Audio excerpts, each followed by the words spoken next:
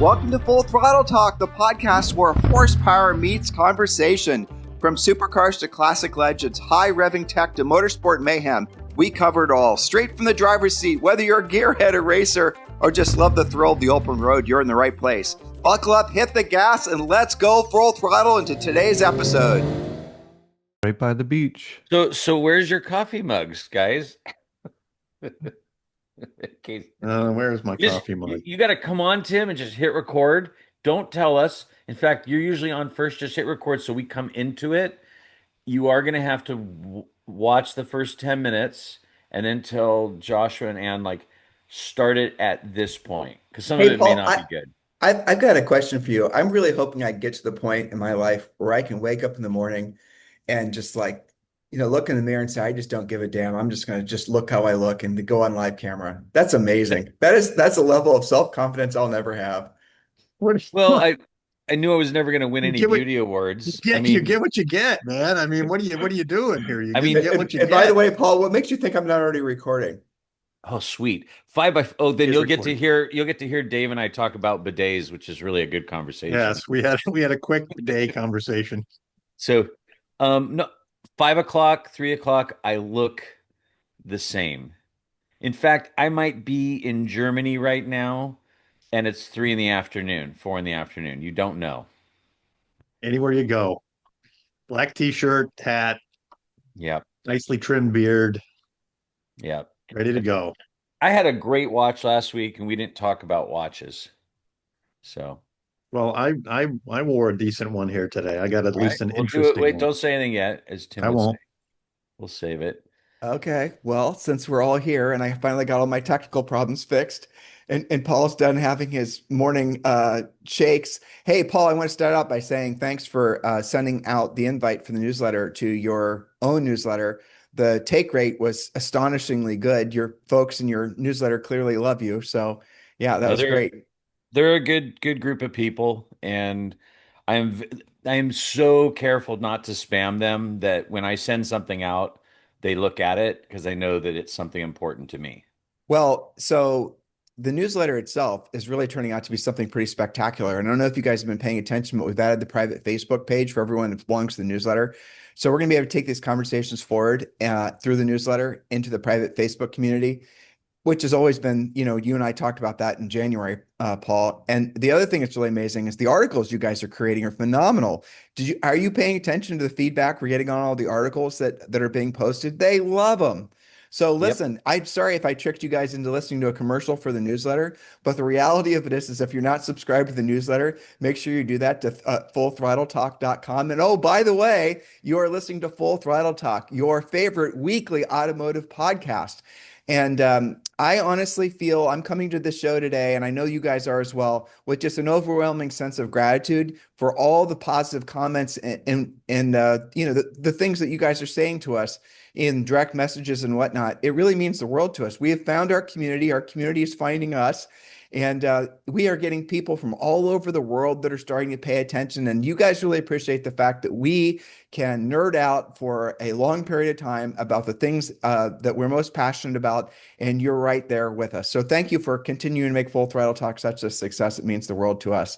So guys, welcome to this week's Full Throttle Talk. And let's jump right in. What did you do in cars this week, starting with Casey? Pretty simple, a couple of days, but yesterday I went, weather in Maryland's been beautiful. Today it's going to be 70 and the foliage is awesome. But yesterday I went for a good rip in 2 different cars. Went for a rip in the nice 74 MFI that's behind me here in the picture. That is a really cool car, finished in what Porsche in 1974 called Orange, which is a very clever name for the color.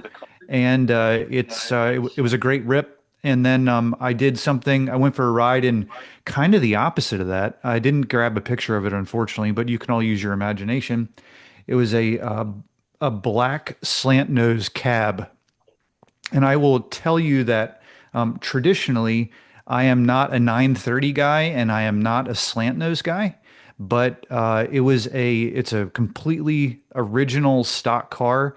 And I just went for a nice run in it. And I will tell you that golly, it was awesome. It felt like you could cross a continent in that car with no issues at all. So, 100% great drive yesterday. Just a nice little rip. Casey, quick question. When you say a little rip, like what is like in that in the orange? I called it continental orange. I forgot that that was orange. What is a nice rip? Like how far? What kind of roads? What are Um, you allowed to do? it's a mix. Basically, we're getting to the point where the weather's starting to get cruddy. So I do a little bit of a longer run in them around this time of year. So yesterday's drives in those two cars were about 27, 28 miles. And that was a mix of back roads, highway, and a tiny bit of stop and go. I just want to make sure that everything's seated correctly. I topped off tanks, made sure that the stable was in them because a lot of it moving forward, of course, if the roads are cruddy, the driving is limited because, a lot of this car like the 74 is a, non-galvanized car. The last thing you would ever want to do is drive a car like that in salt. Or any car that still is super original with, a lot of the cosmoline still intact underneath the bottom of That the car. that actually brings up an interesting question that I don't know completely the answer to. Maybe you guys know, especially Dave, frankly. So if a car is galvanized and they start galvanizing after 1984, correct? 911s? No, 75 76. was, yeah, so Yep. Oh, 75 was the 75. Yeah. last year. Yeah. Okay, so galvanization is just essentially a treatment that goes on top of the metal before they actually do the paint, the priming and the painter and whatnot. So if that surface, if it's original paint and the galvanization is never messed with over time, does that metal, is it still work or does it just essentially become ineffective over time? What causes a Well, galvanized car to rust, I guess is my question. it'll just protect it for a longer period of time. They will all rust if they're treated badly, i.e., as Casey was suggesting, there's a few spots on 911s in particular where the dirt will get thrown up into the car off the back wheels and so on and pack its way in under at the base of the door jamb there, or not, kind of at the back side of the door jamb at the threshold. And if it packs in there and sits there long enough, it'll eat the car from the inside out. And so that's one of those places when you're looking at kind of any 911, you want to be taking your thumb and pressing it down in those areas just to see if it's soft right there at the threshold. Kind And of, I'll, Tim, the spot on your car that you had questions about right there. Remember the Yeah, spot the that you've Georgia Am. asked me? Yeah. Yeah. That's the spot. It'll rust there for sure. Definitely up front, doesn't matter that the battery box, a lot of the cars, batteries overflow. We've got one here right now. The rest of the car is perfect, but somebody had it in long-term storage. It boiled the battery just boiled over onto the front of the car. And that's right where the um, suspension members actually attach, the A arm attaches right there at the front of the car, and that will rust out completely if that battery acid gets in there. So those are two pretty common places, obviously around the cowl as well, where water will get in behind the seal on the windshield, run down and sit in the bottom of that cowl. And you'll get rust down there too. Those are kind of normal spots on a 75 plus car that you want to be looking at. Well, you could even get those same problems in like a 964. I've seen 964s Yep. with Oh, rust sure. around the back windshields and stuff and Yep. whatnot. So Yep. yeah. in Southern California, dry Southern California, usually like 993s, 964s, even G bodies, we see it in the cow, especially by the beach communities, because if they're outside at all and they get that morning dew, which is filled with salt water, it just Mhm. pools up there. Also, the rear window and the rear corners. If you ever wipe your windows, you notice there's like a pool of liquid there. Yep. But the even the early galvanized cars, where we see problems is, in the wheel wells. These wheels are spinning, they're throwing rocks. The factory doesn't really coat quite as well in the wheel wells. They're hard to get to. And with the combination of that, a lot of times reach in behind the fender and kind of poke around, like Dave was saying. But, Casey, just one quick thing. Is there any chance when you do these cool rides, you could like put the Google glasses or something on and just get us a video? I mean, just for us. No one else will see it. Yeah, we don't have to Sure. share them. And we You won't got tell, it. we won't say who your customers are. Yeah, I did that I've got one in the Hammer that I did that in, and I think I've got one in Izetta, which was really exciting. Or what What you do you do is use to do that, Casey? Do you use like I a have a GoPro with your phone or? I have some Meta glasses. Oh, perfect. do you? Okay. But honestly, the ones that I have, they only record for a couple of minutes. because they don't have storage or the battery life. Um, and also I require prescriptions, which I've not put in those glasses. So there's all kinds of things against that, but it'd be really cool to have a nice, if one of the listeners has a suggestion for like a point of view camera, that would be great. If And they could make that, maybe I could start doing a couple of those in some of my runs. even if you I don't want did. to do point of view, you could just do a suction cup on the windshield, Mhm. take an iPhone, put it horizontal, and the iPhone's pretty good at also picking up sound. I mean, I would love to hear the orange car sound. We don't, it'd be great to see you moving through the gears, but if Sure. anything, just the front of the car and the sound of it is what I'm looking for, So right? You got it. Paul, you have a big thing that you had happen this week in your cars this week that I wanted to celebrate along with you. Thank So you. your big announcement is I drove a manual transmission car. And of all the There you cars, are. everyone Nice thought I would, 2002. yeah, everyone thought I would be driving a Porsche. And, you know, we ended up working with the occupational therapist and physical therapist. And in the end of the day, this BMW, our 1966 BMW 1600, the very first one delivered to the US, it was this car that Max Hoffman used to sell BMW franchises all across the country. Um, we can go in that story later about it. It's been in our property for 20 years. We've owned it since for almost a decade, restored it. But we sat in every single car I own. We test drove every car I own. And this car, between getting in and out, and I don't know if you saw the video I posted on Instagram. I didn't put it here, but we took a foam pad and wedged it between my leg and the door panel. And I did about 10 miles, took it to a Cars and Coffee.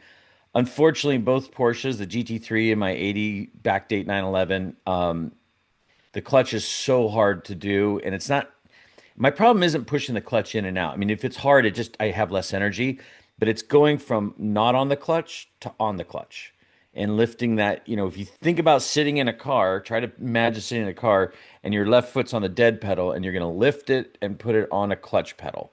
Think about the muscle you're using, which is your hip flexor.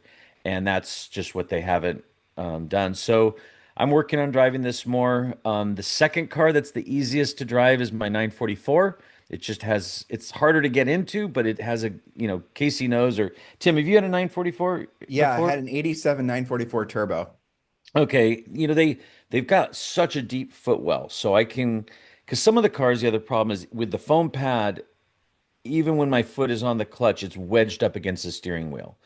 So shockingly, BMW 1600 first choice, 944. I need to really bulk up my left leg before I can drive a 911 for any and by the way, I can't, like, my big fear is getting caught in traffic. So, but in the end, I wasn't supposed to walk for a year, and I'm excited. As I said, goal, not die, drive a manual, walk. Oh, tour. You've got your tour. Not in that order, Yeah, not in that specifically. order. Well, it hasn't happened in that order, but that was the order I preferred. Well, it's cool. Congratulations. We're all very happy Thank you. for you. It's pretty awesome. And it I is agree. amazing that the sojourn your life has given you in 2025. I'm sure you're looking forward to 2026 in many ways, aren't you?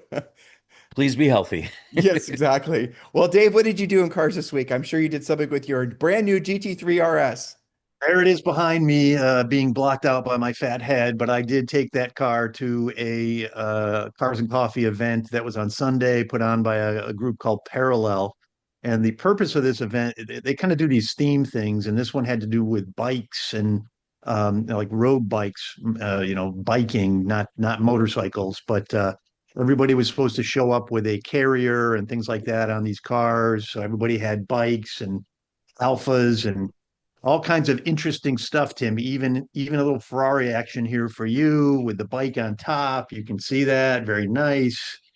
I Here, I'll like do that. the RS6 Avant in front of it actually is pretty cool Oh too. yeah, that car was very nice. I did get a picture of that car too, but I don't have it here. We had some R8. We did. There's I think that's a 72. I should know because it's a client car and a friend of mine. Um, We Isn't that had just that just hover car. there, Dave, hover there for a second. I Okay, realized hang on. that Let me back up. Let me yeah, go back to up. the Here we go. Here we go. sorry, Oops. sorry. Here we But go. I There we go. realize the perspective isn't perfect, but it is ridiculous how small an old 911 is compared to a modern car. I mean, my Yeah. God, look at that. It's just insane. Anyway, Well, if oh, you had that next to this, again, and another a friend of mine with this particular car, that's actually a green. I don't even know the color green, very dark, super cool car. There you go, Casey. What is that your bike on there too, Casey? So no, that was our when we did the Porsche Restoration Challenge with my old 968. My buddy Vu at PCA let me borrow one of his Porsche mountain bikes, and we strapped that to the roof. It's pretty That's awesome. awesome. That was I don't cool. know. Don't you think sports cars look good with roof racks or crap on the roof? Agreed. I I've I seen just like it. I mean, like I think it goes back to Robert Redford in that movie with the skis, downhill skier with the skis on the. And after I saw that, sure. I mean, literally almost every one of my cars has a roof rack of some kind. There's a dude running around town with one of these that has the sport rack on the top of it, where it's literally sitting on the back of the wing and then mounted to the rest of the car. So it's like one of those enclosed Yakima boxes or whatever, or the Porsche version of it. It's pretty wild when you see it run. The car's yellow and it's got a yellow top on, one of those carriers so on top. so the GT3 RS. I know you're still in Yes. break-in. Is it Yes. where is it on your scale of it? Is it meeting expectations? Are you still in the honeymoon phase? Are you still waiting to make your first move on it and maybe kiss? Well, I mean, where are we at with this relationship? Yeah.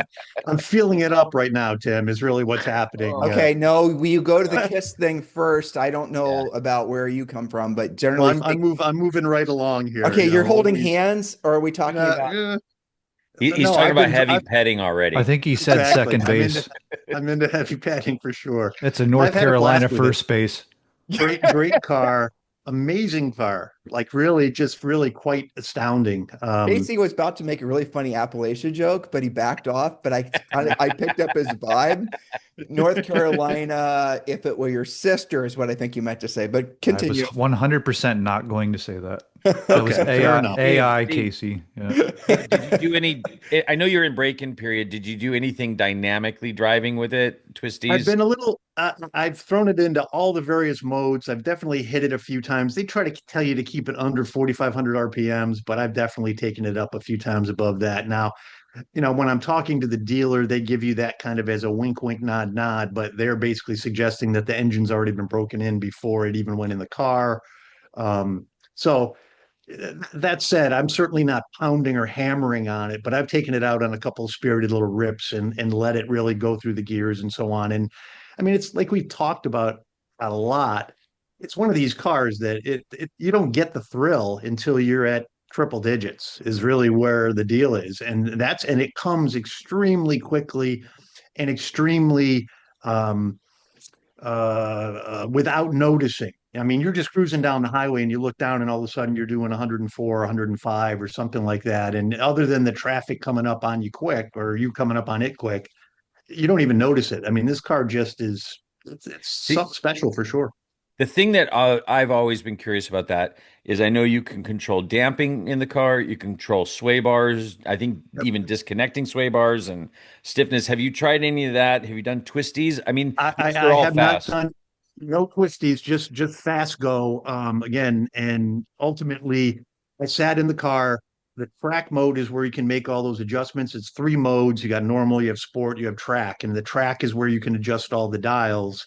And unless you're really going to be on the track now, I like the idea of the track mode because I can, if I want the suspension a little softer, you can dial it all back and actually flip the thing in track mode, take off the sport exhaust if you want, turn all that off, and you can get a slightly more comfortable ride. Not quite as jarring on certain rough pavement and so on. So yeah, it's an everyman's car. Everyone should have one. Will you, Absolutely. And will as you far take as it to will you take it to the track? Sorry, are you going to take it to the track? If an opportunity presents itself, there's a few events and there's a few tracks that are local enough and nearby. I'm not the kind of guy that's going to throw that on a trailer and probably, take it down to Homestead or take it down to Atlanta or someplace like that. If something comes up, there's a few little tracks around here I may do. The 10 Tenths Motoring Club, which is new, is a joint project that's been done with the folks who own NASCAR as well as the Hendrick family. That's an amazing little track that's nearby, and I'm sure there'll be some event around that I'll try to get involved with. I'm interested in also doing Smokies GTs and that kind of stuff, Do it and more all. of road tracks. I mean, road drives. So Well, yeah, so for what it's worth, having friends that race the race car versions in different series, the suspension you'll get a mild effect from adjusting the suspension as long until you adjust the alignment. So the alignment itself needs to have a more aggressive alignment, and then the suspension settings, from what I was told, actually feel more noticeable than the street alignment that it has now. And you know what I mean, basically you'll wear out back tires little out. like Yeah, every yeah, 3,000 yeah, yeah. miles, but that's where you feel the greatest difference. So just for what it's worth, if you just adjust the suspension and drive it on the street, or adjust all the knobs and drive it on the street, supposedly it's not that noticeable. Have you guys heard the same thing? I mean, That's I always recommend getting, if you have a car with adjustable suspension, to have somebody that knows what they're doing, adjust it. Because, when cars are strapped down and those kind of things, Yep. sometimes the tolerances are adjusted. So I always recommend, if somebody really cares how their GT car feels, to go to somebody that knows what they're doing, not necessarily the dealer. TPC Racing, that is near us, and they're good friends of mine. They campaign GT3 Cup cars and everything all over the realm. Mike there is a genius when it comes to chassis setup, and that's where I recommend people go. Yep, makes yeah. sense. So what did I do in cars this week? I had a brilliant drive in that TR2 we bought, which basically is effectively a tribute, is what I'm going to start referring it to as, because it really is, to a 1950s TR2 Le Mans. Except this one I've gotten to know it more. I spent a lot of time on it, and that car, I have to say, just driving it around through the same roads that Dave is near or adjacent, was one of the most exhilarating drives I've had in forever. Because the car, it really does reconnect me with everything I love about sports cars. So right after I drove the TR, and I drove it for a good while, then I took my mom on a drive. I took, and that was great. You guys can look at the videos on Instagram. And mom was like steadfast, faster, faster. One of my Oh, neighbors came out and yelled at me. I love the video because you hear in the background as you take off with your mom, how like someone like I think it's from your daughter, have fun, don't die. Yeah, And that's exactly Zoe. Or exactly. That's what she says. So you guys just watch, but this TR2, it's exceeded my expectations as far as the overall experience from driving it, but also the build quality on it. It's really bonkers. It's such a wonderful little car. I'm really, really glad we've added it to the horde. But what I was going to say is, right after I got done driving that, and then I drove our 2000 and whatever it is, 19 Speedster. And I swear to you, the Speedster's supposed to be all that, but compared to the TR, I know I'm comparing things that are just different worlds, but the freaking Speedster felt like driving a Suburban. It was ridiculous. It was that's a sports car nowadays. Something has been lost in translation is all I have to say. And I remember Chris Harris in one of his videos recently was saying that he's going back to, essentially finding older cars and restoring them and having more fun with them, and, not so much worrying about whether he's over investing them. I totally get that vibe, because these newer cars, even with the exception of probably Dave's RS, the newer cars really do feel the same, and they really truly have had all the sports car ish out of them bred out over the years. I don't know what to say. I mean, the TR really did. It really was some experience I was not expecting to have happen. I haven't had anything like that automotively happen. I can't even remember the last time. is Dave going to service it for you? I don't know who's going No, to service it. absolutely not. No, Absolutely not, Paul. but here's the thing. I actually know how to do almost all the things on that car myself, because I've Okay. restored two TR3s with my dad. So I know how to do virtually everything. It's very, very, very basic. Otherwise, I wouldn't know how to do anything. All right, let's move Did on. you have any issues with it? Any issues with driving it? I mean, it's fired up fine, no issues starting it. It was all It's, great. Dave, I'm telling you, I've not had an automotive experience that was overall so exhilarating as this thing, truthfully, not even my new cars. I'll say the only thing that's come close in the recent years would be when we drove the 718 Spider RS. But even the 718 Spider RS, which I love, that would be a keep forever type car. It's still nothing compared to the feel of the TR2. I mean, Sure. my daughter who's short, right? She we never experienced the TR doors where you can effectively touch. And so she, without even leaning over, could basically touch the ground. I mean, it's something different, For so there you sure. go. And I know For Casey's sure. got a soft spot for TRs as well. So he knows he knows the vibe.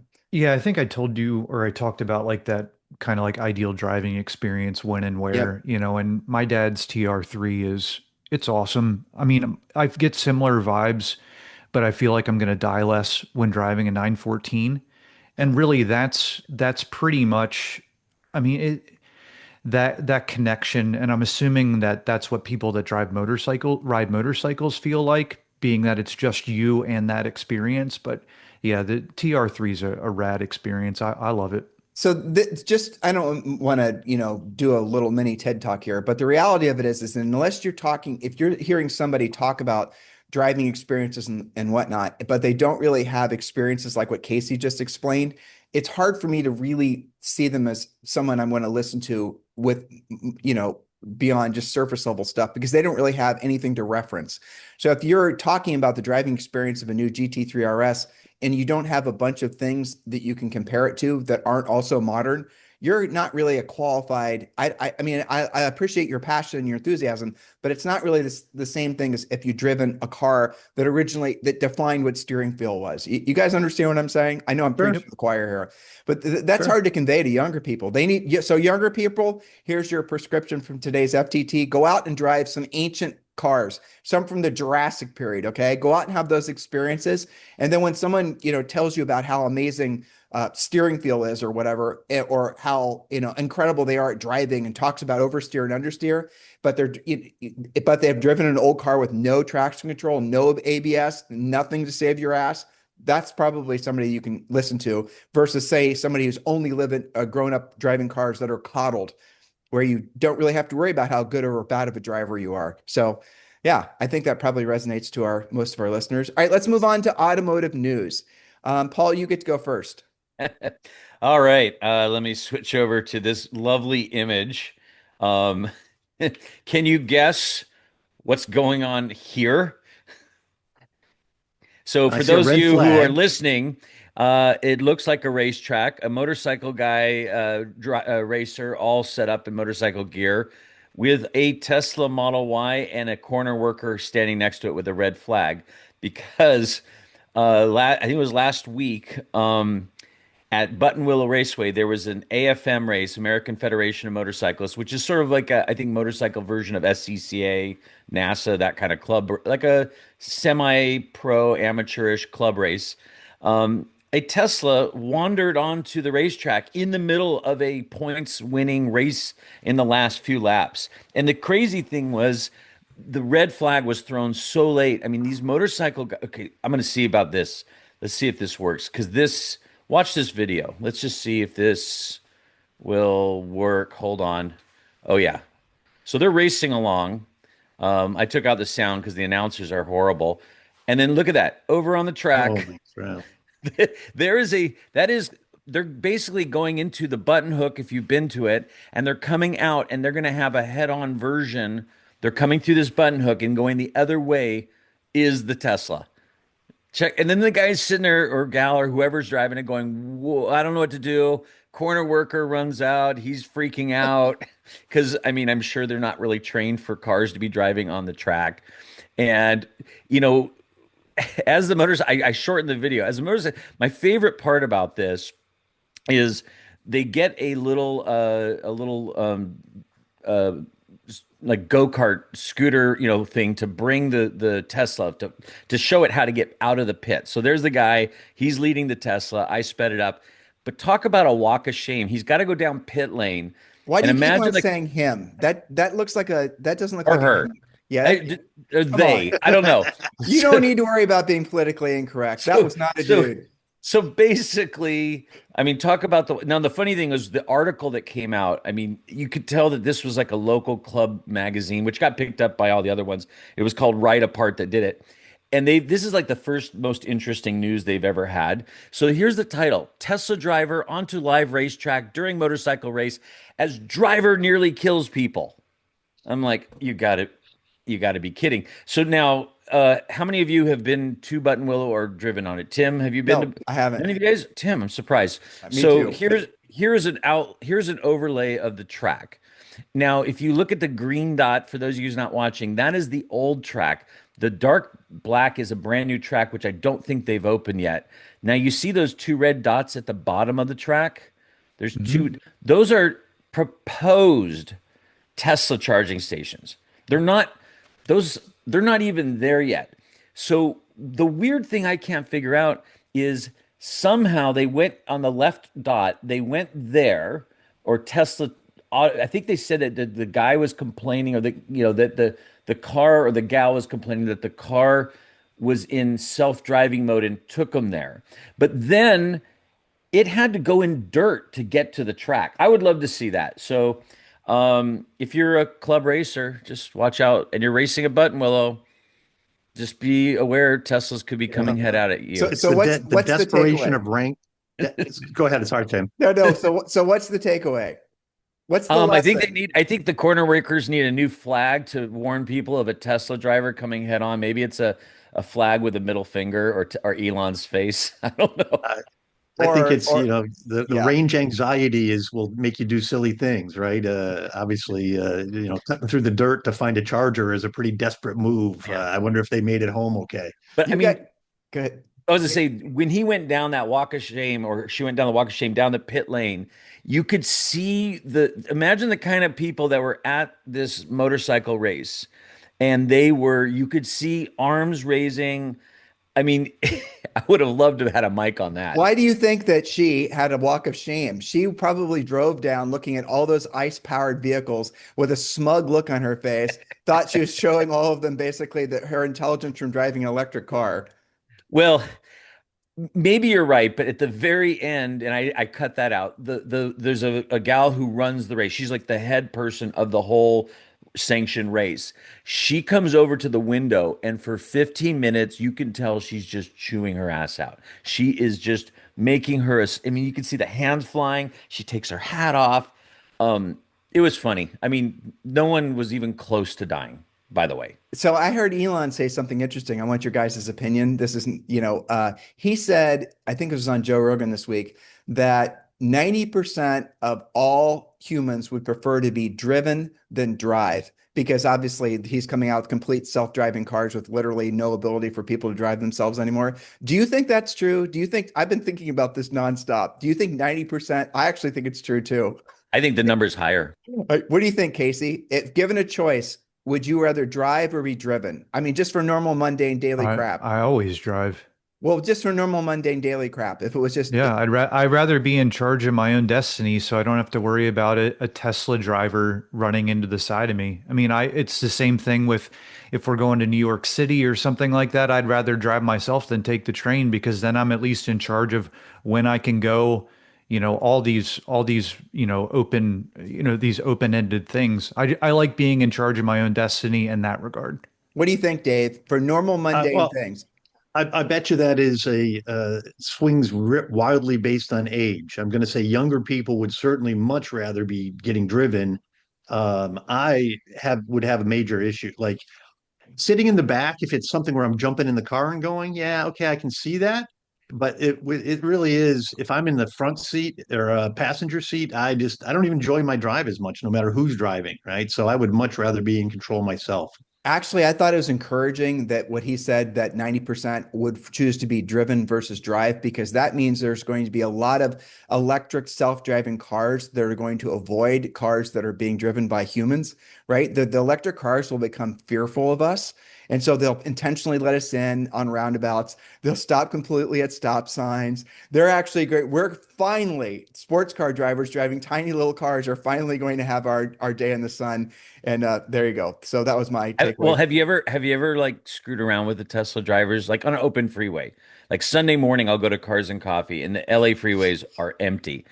And you'll go by like a Model Y, and you could tell the driver is not. They're just looking down. You could see that they're not really paying attention.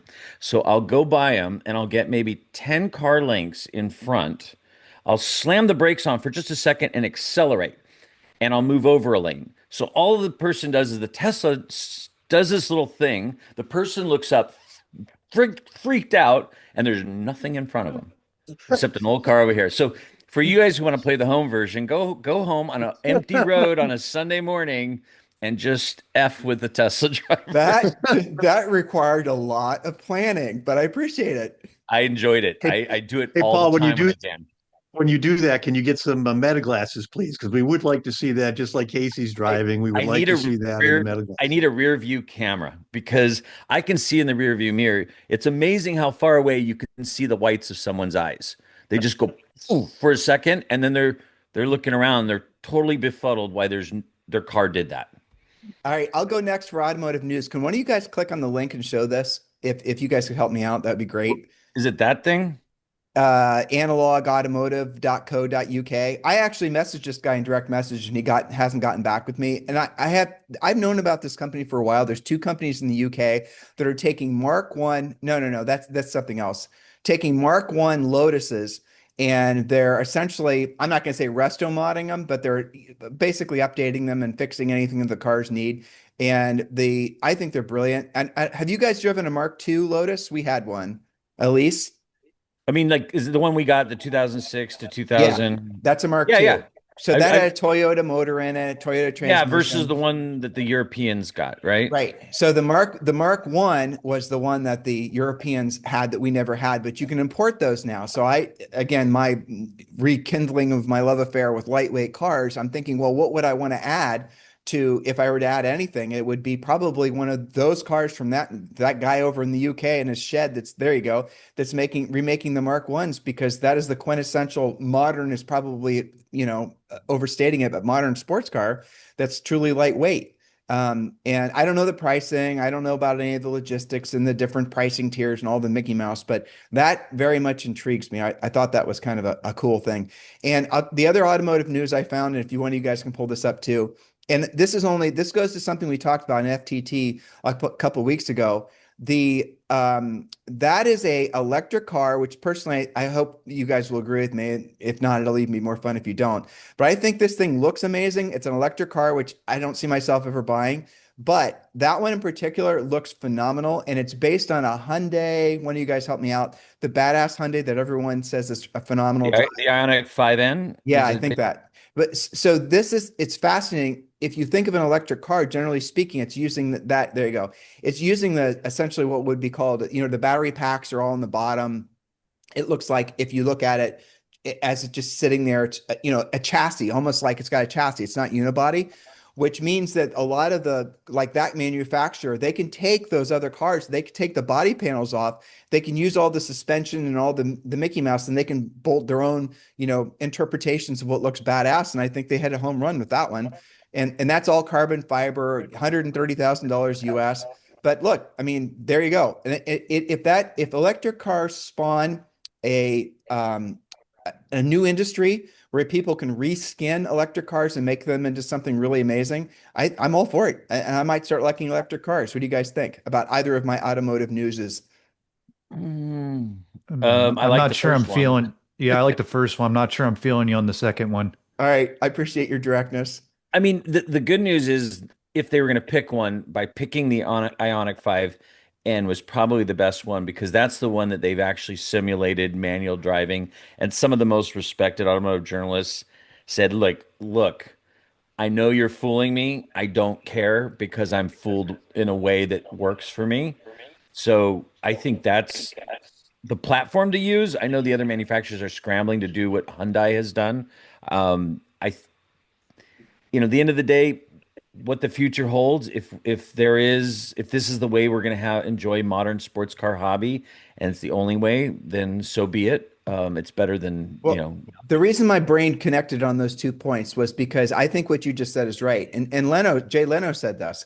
He said maybe we all go to the world where we're driving hybrids or electric cars, and the sports cars like that first Lotus I pulled up are what we drive on the weekends. Maybe that's where the world's going. I'm not really sure. All right, Casey, you are up next, and I love what you've got. If you guys aren't watching on YouTube, you're missing out because these guys do a phenomenal job with their images.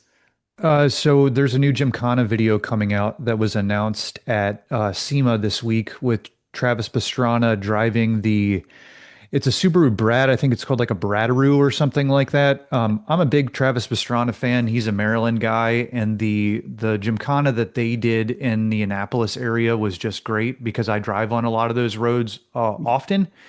and I think it comes out in December. But it's really great that that they're keeping that kind of story alive, and continuing to do things and kind of in memory of Ken Block. So that's coming out in a couple of weeks, and I can't wait.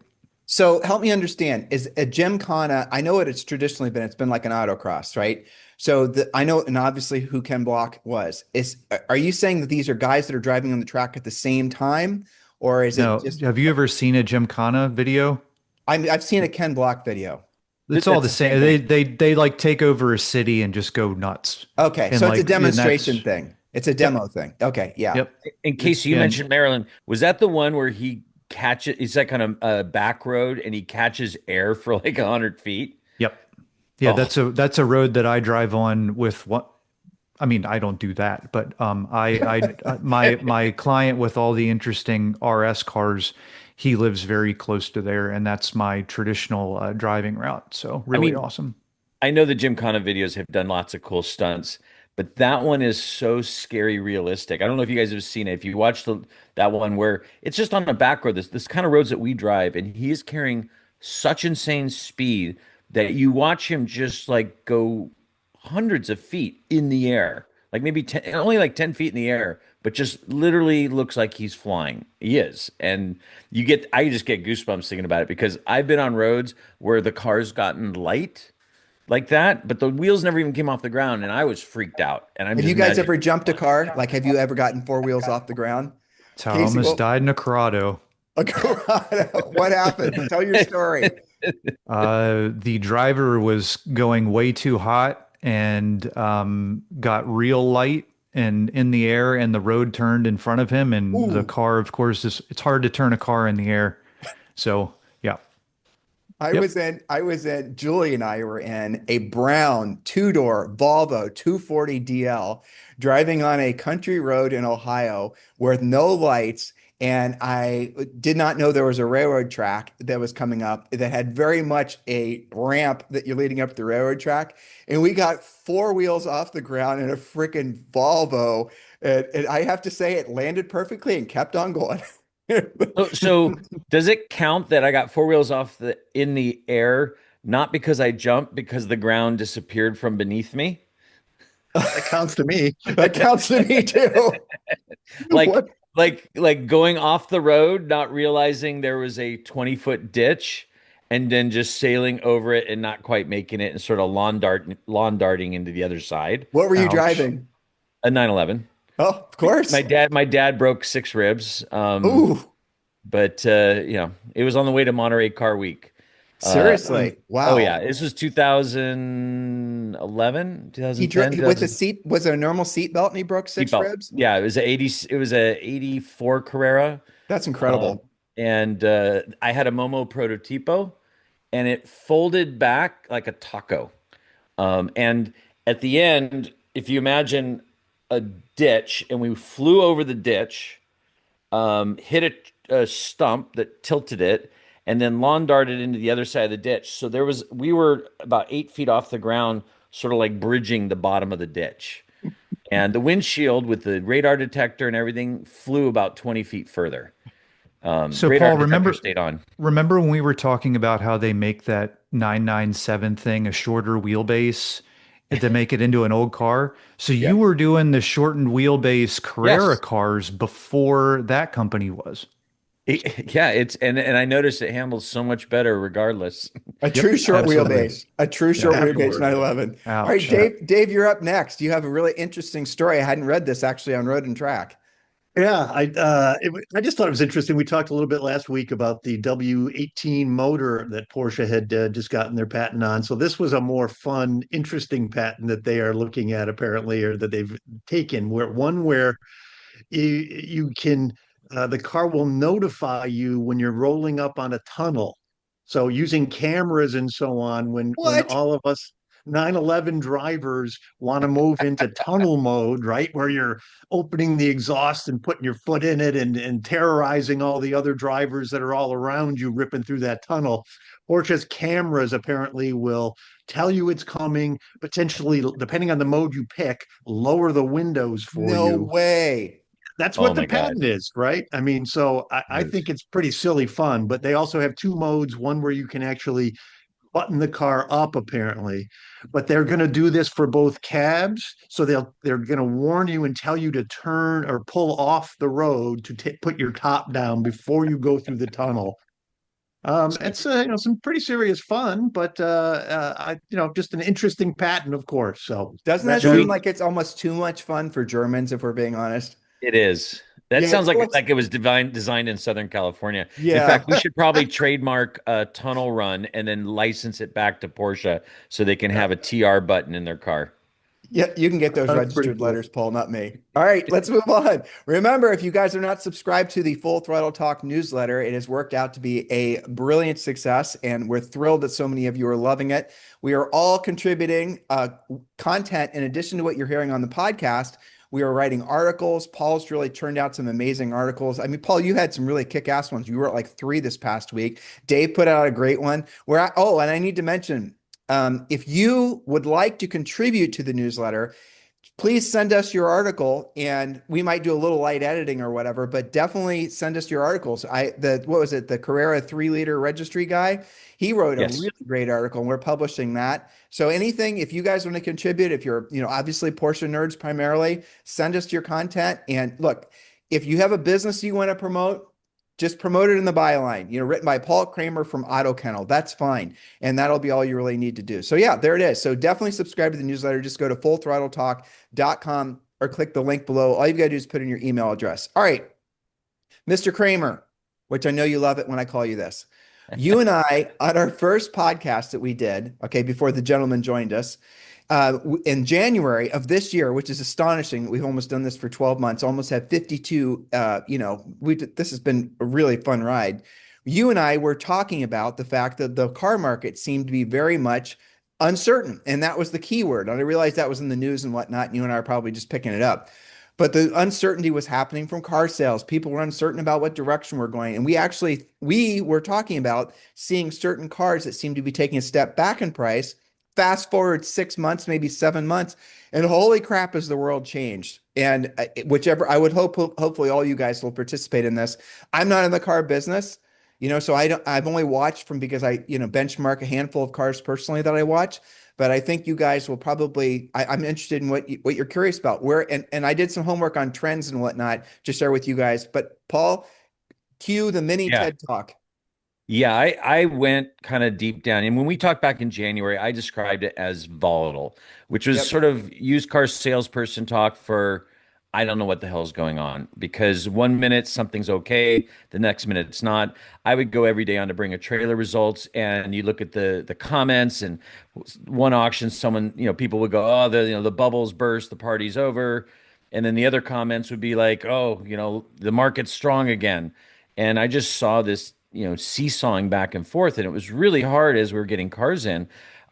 As you described, Tim, what I'm seeing is, I think, more confidence. I think people finally realize whatever was going on at the beginning of the year, at the end of the day, they still, regardless of whatever's going on in the world, tariffs and elections and economy, what they really, really want is these cars. That this is a passion. They want these cars, but I would say, if anything, the market's getting really segmented. What they want is becoming narrow. It's not like in the pandemic times where it was just feeding frenzy and just buying everything. One of the bellwethers, and I think we're talking about this young timer versus old timer.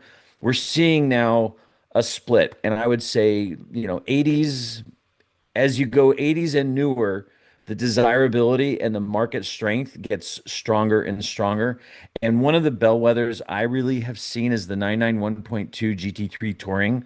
That's sort of become this halo car. It's kind of like, I describe it as like the modern day 993 C2S, which sells for incredible amount of money still, and it's gotten even stronger. There was a 4S today that closed that I didn't think was that great and closed, and it bid to 215, so that's 220 something without fees, and it still didn't sell. And it had lowish miles, 16,000 miles.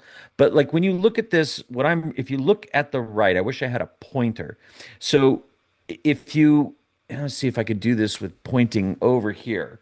So if you look right here, this is 2000. Will it do my finger? This is over. There we go. This is 2000, beginning of 2025. And if you can look, you can see this upward swing. There's a concentration closer to my head of just stuff sort of hovering. And then as the year goes on this year, you start seeing, there's not a lot of data points, but there's some because these cars don't trade. So you're looking at like a 2000, these are all 18, 19 tourings, they're all manuals. And you start seeing at the beginning of the year, like a 10,000 mile one or 8,000 mile one selling for 205, 210. And then all of a sudden, as the year goes on, you see, oh, a good color goes for 230. Then you see one that's just an average color sell for 240. And now we're getting to see some good color ones with under 10,000 miles getting close to the $300,000 range. And I went nuts. I mean, I went and looked at the Boxsters and I compared Haggerty, which is just insurance aggregating data. I went to classic.com to see kind of what they were all bundling up. And, I looked at all of them. And as you get to the newer cars, you start to see more activity and spikes of cars that are selling higher. But the end of the day, where the market is strong is something special. It's a low miles, very original, cool color, cool options. If you've got a 996 base Carrera with 100,000 miles in black with an accident on Carfax, no one still cares. But if you have a $17,000. yeah, $17,000. But if you have a 996 C4S with 15,000 miles with the IMS bearing done in speed yellow, all of a sudden that car is $60,000. Well, And in fact, let me interject something here because and I want to involve Casey and obviously Dave too, but I really love the fact you've done your research and you're bringing it up. What I found really, I'll say almost shocking was the precipitous drop, or at least the flatlining. Thank you, Julie, of values of cars, of 911s in particular, normals and special ones that are not water cooled. The water cooled cars have really found their legs. Exactly. And Paul's showing up. If you guys are not watching us on YouTube or Reels or whatever, you're going to see what I'm just expressing. The older cars have flatlined. Now, do they stay flatlined or do they go down in value? What I'm looking for is some kind of reason to believe they're going to start going up in value. And I'm seeing personally, and you guys argue with me, no reason to believe that they are, because the water cooled cars seems to be where it's at. You guys have an opinion on that? I mean, just really quick, if you look at this, Haggerty now is putting forecast values. I don't know where they're getting the data from. So on long hoods, they're showing long hoods, 69 to 73 S's that their accuracy is 0.94%, whatever that means. But they're basically forecasting that it's going to continue to drop or stay flat. I think the only exception is really special cars. For instance, we sold a few months ago a 73 CIST in aubergine that was mostly original paint, killer survivor, I would say condition 1 minus, and it sold for $140,000 because it was a great color, low miles, very original. But on the other hand, like we talked about a few episodes ago, there was that really nice 69 911T in light yellow that struggled to get 70,000 on Bring a Trailer. So special long hoods will sell well, but they're few and far between. Casey, what are you thinking? I mean, I've always told the story that, it makes the more interesting the car is, and the more of the history that you can tell of the vehicle, the lowish the owner, there are so many cars out there that are just average. But I mean, the aubergine car that Paul was talking about, I was going to bring it up if he didn't. That was a special, mostly original car in an insane color. And I believe that's the only way that you're going to get big money in that era of vehicle. I mean, I don't even want to talk about water-cooled cars yet because I think we'll progress through the years. But,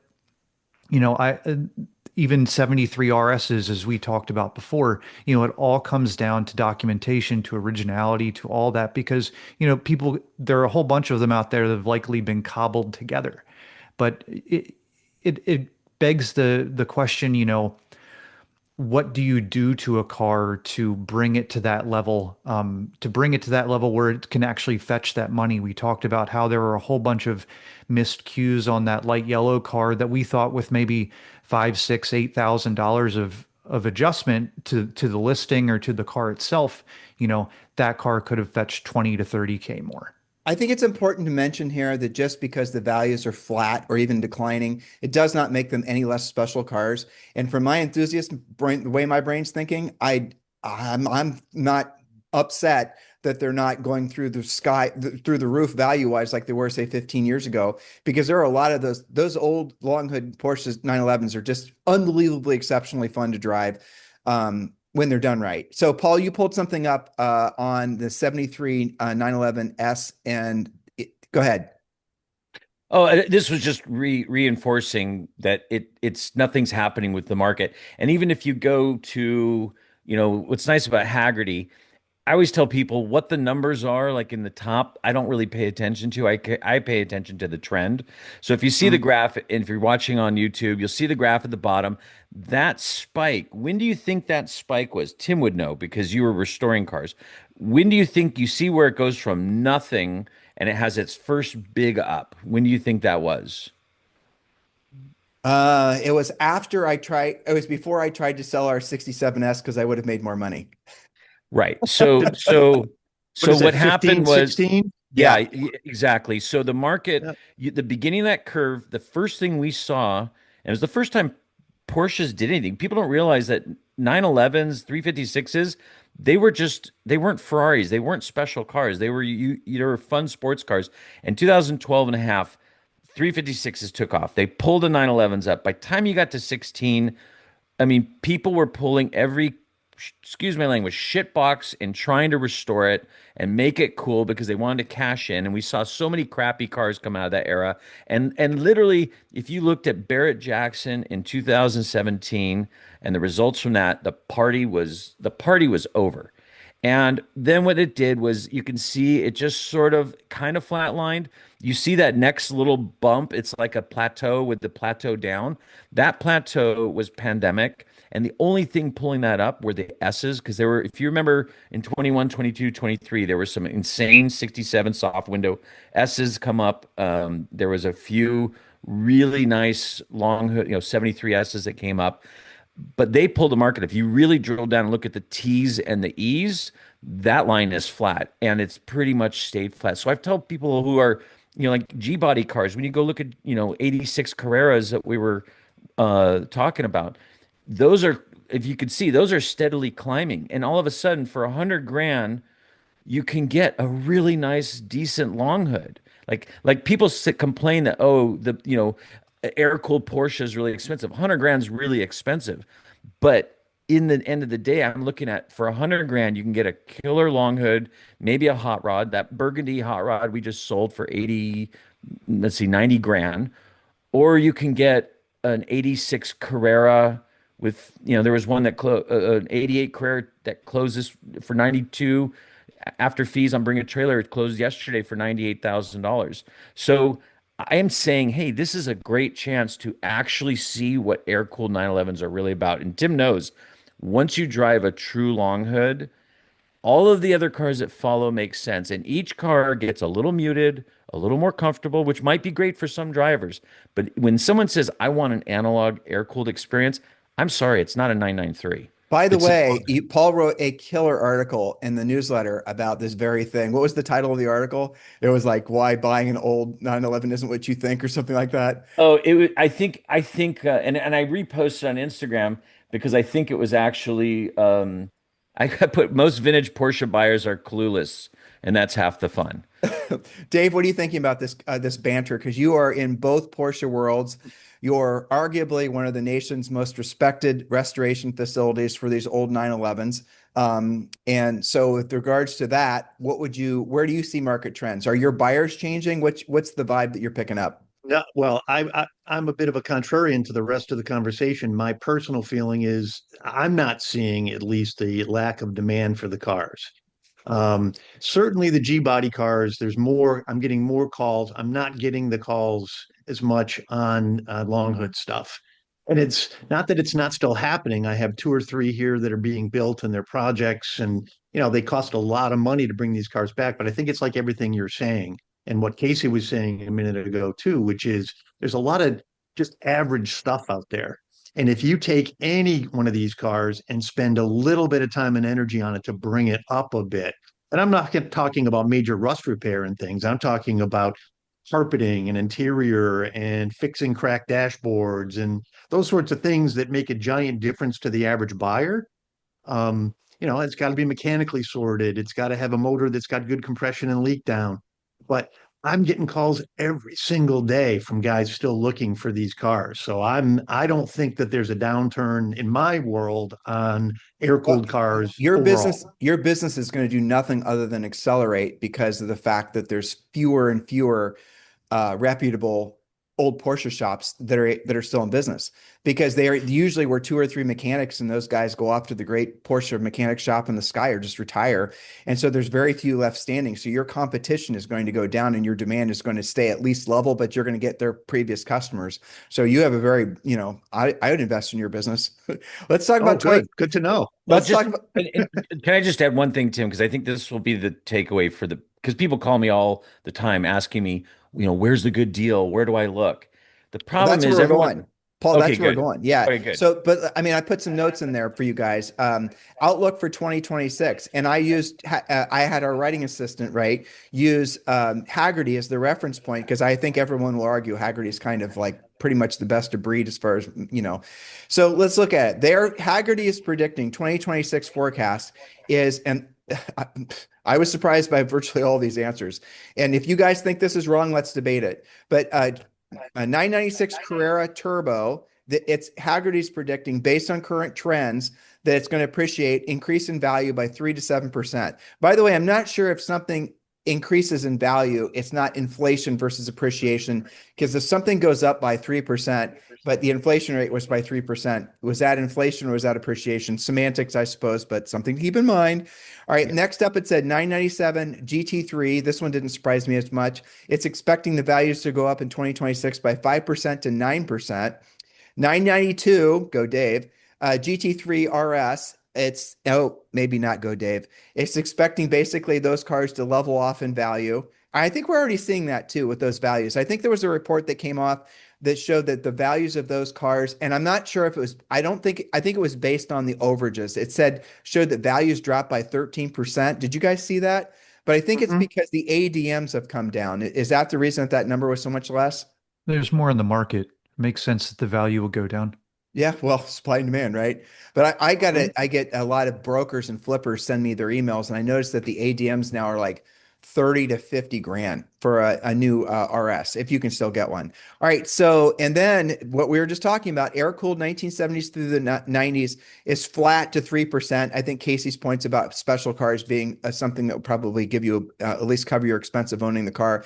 And Haggerty, or at least my writing assistant's theory, was more of a mature market, select buyers only, which is exactly what Casey said. So, and it said top 5 movers year to date is a 996 Turbo, 996 Carrera, 1999. I get surprised by these 996s. I'm not really, No, because because as they're a so perc- cheap. They're so cheap. exactly. It doesn't take much. I agree. 996 Turbo 2004, and then it said 992.1, and this was in year to date. Dave's car, the GT3 RS, was up by 7%, and then the 992 Carrera 2025 Carrera was up by almost 6%. So anything surprise you with those numbers, guys?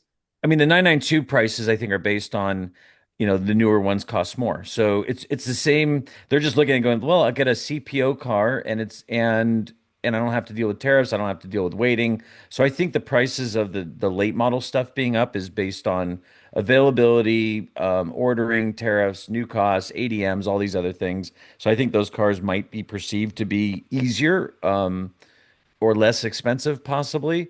I think the stuff that's going, the 996s are going up because a $5,000 bump on a 996 is like 25%. And Right. and they're so inexpensive, which there was listening to a podcast and they talked about it. They're inexpensive entry fee. Think of like transaxle cars, but they're just as expensive, if not more expensive to maintain than a GT3. The turbos, the 996 turbos have always been this interesting thing. There's two. The main problem with 996 turbos is that industry loved to modify them. So if you want a non-modified one, good luck. For whatever reason, they stopped doing that. But most people who buy a 996 turbo, they're not buying it because it's the fastest car. It's because it's the most perceived reliable car of that at that price. You know, for 50 to 60 grand, you can get a 996 turbo with the Metzger engine. And if you jump to the 997.1 turbo, which isn't fundamentally, in case you could point, isn't mechanically a whole lot different, you know, different dress, all of a sudden you go up 35%. So going back to, we were talking about 2026, if you use not only Haggerty, but go to classic.com, because classic.com will show you kind of, well, here, Bring a Trailer will show you all the auction Classic's results. a global, they look at prices all over the world, where Haggerty's, I think, dominantly focused on the US. Yeah, but also Bring a Trailer will show you auction Yep. results. So Bring a Trailer, you can start seeing where cars are moving from. And if you see something, you know, but even you got to remember, even this graph here for Boxers is for the Boxer Manual 987.1. This is classic.com, but still it's mostly driven by, I would say, predominantly US sales. So you start to look for flat spots. So I think 996 turbos are still good deals compared to 997 if you want that experience.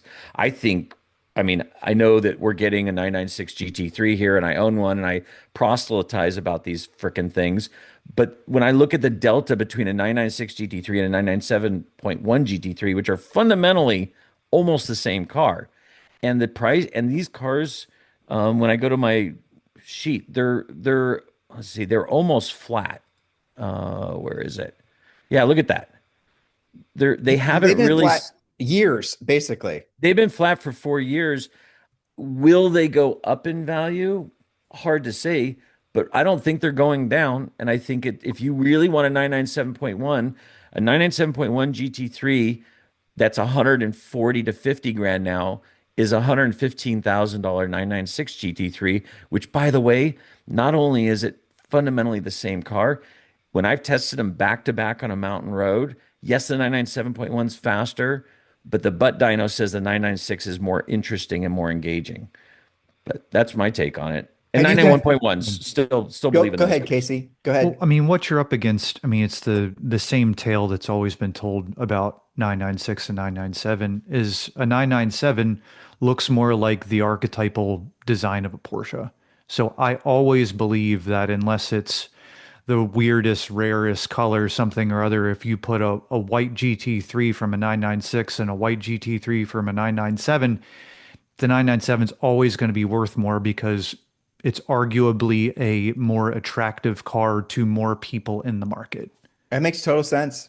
I mean, I Mhm. agree 100%. Yeah. Casey, have you driven aggressively at 996 GT3? Uh, define aggressively, like on a racetrack? No, No, like spirited driving where you were trying to see what the threshold was where it'd start to oversteer. no, no. I mean, I rock I mean, I drive a 996 RS quite a lot, but Well, I that's don't better. drive it. I don't drive Of course you it do. Of like I course. do not drive it like that. He drove one to work today. How about Yeah. you, Dave? Have you ever driven a 996, a Not, GT3? not, no, I have not driven a 996 GT3. So I had one, and I have to say it's the closest I've ever experienced to an old long hood 911. So to what Paul's showing as far as values go, if I were in the market for around or usually a sub $100,000 sports car, that car probably right there is going to be at least something you won't lose your ass on, even if you have to do some maintenance and send it up to Dave. So that's my opinion on that one. You guys ready to move on to the listener questions? Yep. Sure. All right. Paul, do you have that mess? I turn my phone off so I don't screw with my janky internet connection. Do you have the thing I message on WhatsApp from my friend Dylan so we can use his as a question? And I by the way, can. Paul, I think you're the one that's guilty of having something play in the background that's causing the echo. Really? Yeah. I don't, there's literally nothing different So except for, when do you guys have something on that's causing an echo? You're playing it in the background. Oh, I have AirPod in, so you can't blame me. okay. Well, Hang on. Oh, let me maybe turn oh, down it's my Dave volume. again. I don't think it's Dave again, but it All could right, be. it might be. All right, so let's Okay. move on. And actually, So I have 50,000. You know what, Casey? This was Hmm. a Casey inspired question that I made into a listener question. I have 50,000 total set aside to buy a truly special car. What would you suggest? And what is your sub $50,000 car bucket list car? Casey, you get to go first. Okay, number one, Golf R32. Um, no question in my mind, one of the coolest modern Volkswagens. Absolutely love it. I will own one someday. The one in the picture behind me is, we're going to talk about that in a future question here, but that's an HPA car, which is pretty rad.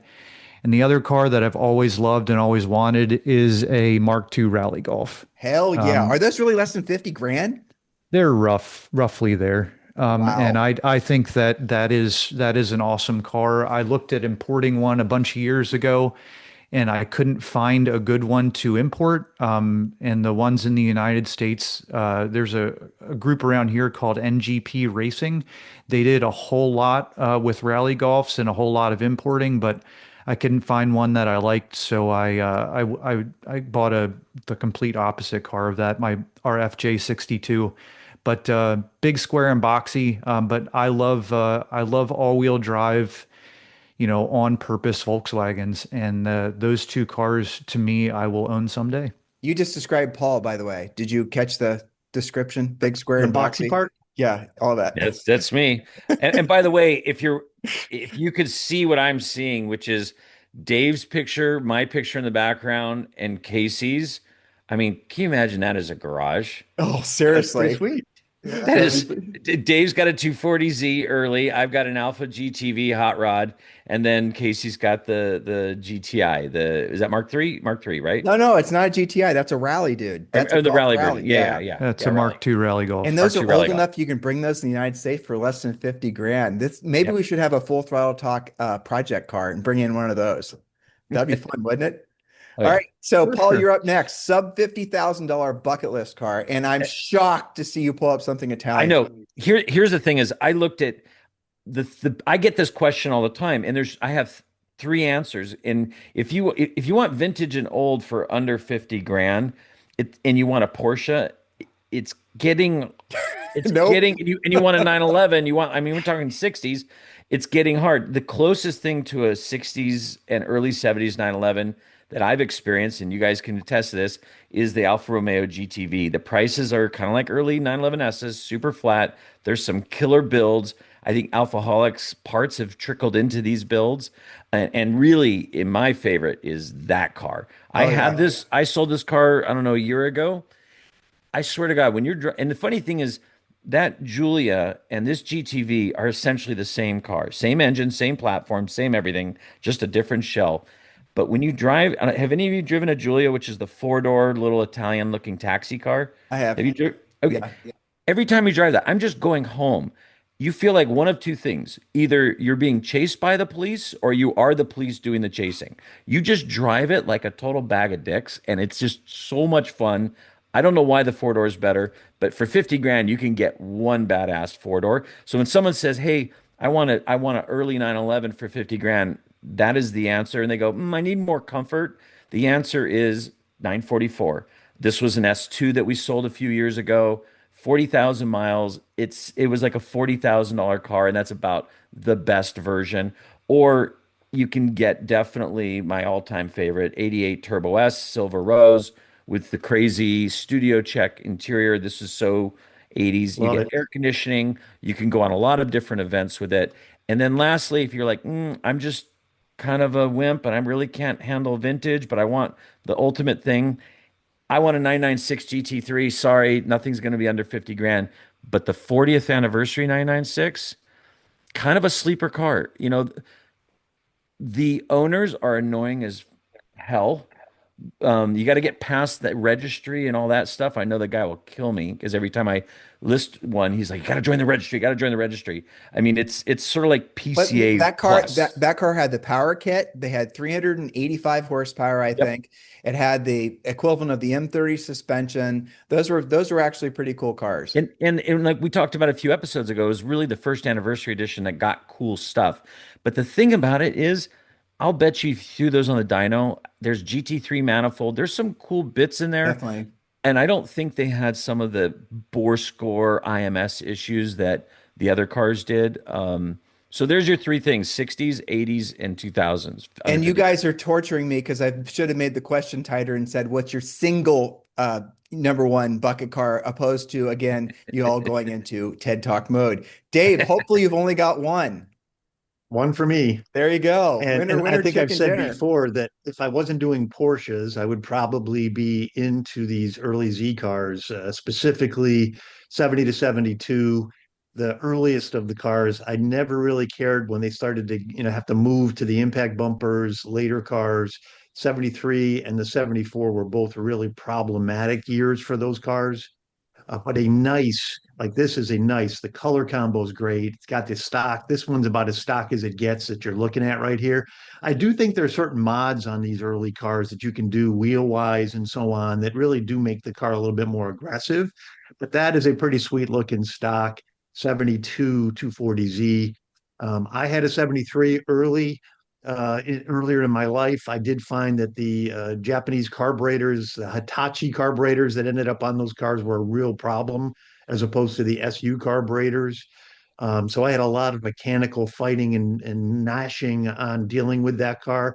But I've got a lot of friends with these cars. I think they're really fun cars, nimble, light, And fun you to can, drive. they're making new, Just great cars. but they're making new bodies for those, so you can buy completely new body for them. And there's a Yep. company, I don't know where they're out of, that makes carbon fiber version of those. The enthusiasm, the following behind those cars is probably second to only like maybe BMWs and Porsches. So I think that's a fantastic choice. And I'm not going Yeah. to Thank you. I'm not going to submit one for the sake of brevity. All right, so Dave had the best choice. I'm sorry. Dave's choice was the Okay. best. Well, I thank think you. I appreciate that, I like Paul. Casey's Coming rally, from you, that means truthfully. so much. Yeah, I would go with Casey's rally. All right, so let's move on. Another question. What sells better, stock or modified? One answer. Casey, you're first. Stock. Paul, stock or I can't do modified? one. The older it You is, the older it is, modified, the newer it is, stock. What do you think, Dave? And you're in the car stock with modification business, so Well, your people I are think listening. stock always, especially on the newer cars, when somebody has taken a 996 and gunked it up with a bunch of stuff, it's got to get stripped away. The wrong wheels, all that sort of stuff will really hurt the value. On older cars, back to our long hood conversation, you can take a long hood car that didn't have certain features, upgrades, modifications, add some of those things that might have been stock in period, for example, change interior seats, put sport seats in the car as opposed to the comfort seats on a long hood car, and enhance the value on that car. So I think it's a subtlety, but I do think you can do it is stock with tasteful or period correct modifications that will enhance value. Yeah, Says the I call that OEM plus. I Yeah. mean, Yeah. the thing that you can do with an older car that especially makes them look better, and torsion bar cars a lot easier, is you can just wind it down a little bit. You can get, Definitely. No, 3/4 of an inch out of the ride height, and it'll look just like that Bahama yellow car behind Paul, but that thing is just sits perfectly. well, to Dave's point, it's not hot riding in the sense that people think of them nowadays, of cars being hot rodded. It's using the period correct. Paul, help me remember, what would have been the stuff that you could have gone to Porsche and you could have bought if you wanted to make, you could buy basically ST parts. There was an old catalog. I remember seeing it. Sports purpose. Yeah, Yeah. yeah, exactly. Casey Yeah. nailed it. So if you're saying putting sports purpose stuff on the vintage cars that's appropriate to when they were made, those have more value, especially if it's the Yeah. original Porsche. That makes total sense. Yeah, I mean, you look at this car, this was a start life as a 72 or 71T or whatever. And he put ST flares, um, basically body wise, that's it. He built an interior that looks like an ST with the ST buckets, and then he put in a 2.8 liter twin plug motor, not a 3.6 or a 3.8 or something from modern times, but the guy put in a motor that would have been period correct. So he built what would have been a factory ST. Same thing as like RS clones. RS clones done well sell better than the base T that they were based on. But as you Mhm. get newer, you get to a 993, like this was a C4S we sold that had a Nephrite green interior. You So touch the anything, you put stupid wheels on this thing, you're hurting the value.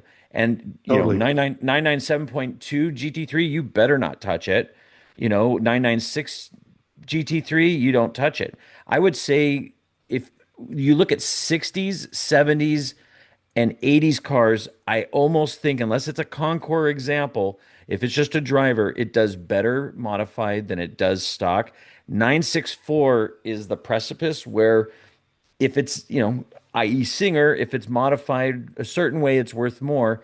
But after that, 993 and newer, I think you're just hurting value So immensely. you guys get these questions a lot, and so do I. I not as many as you, I'm sure. But what about someone who's considering, and this is a conglomeration of a bunch of questions. Someone wants to go do some track events, and they're trying to debate whether they should build a track car or have a dedicated track car that's not plated, or and Dave, if you can get rid of that echo, it'd be awesome. A dedicated, if it's you, a dedicated track car. I'm just picking on you now.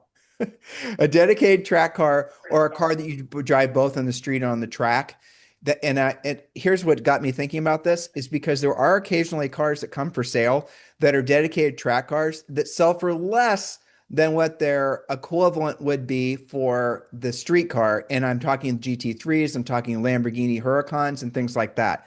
So if you and I put it, can one of you guys throw that picture up? Paul, you had it up before of that Huracan just to tip Oh, off the the one that conversation. makes me throw up in my mouth. Yeah. Well, that aside, that's a real race. That's a real race car, and you can buy that car, and it's straight up race car, just like the one you drive on iRacing or whatever, for less than what equivalent of, say, for example, a Huracan Evo would cost. So if you're going to do, should you? That's the question. Should you buy a dedicated track car because there's a lot of them out there, or should you buy something that's going to serve both purposes?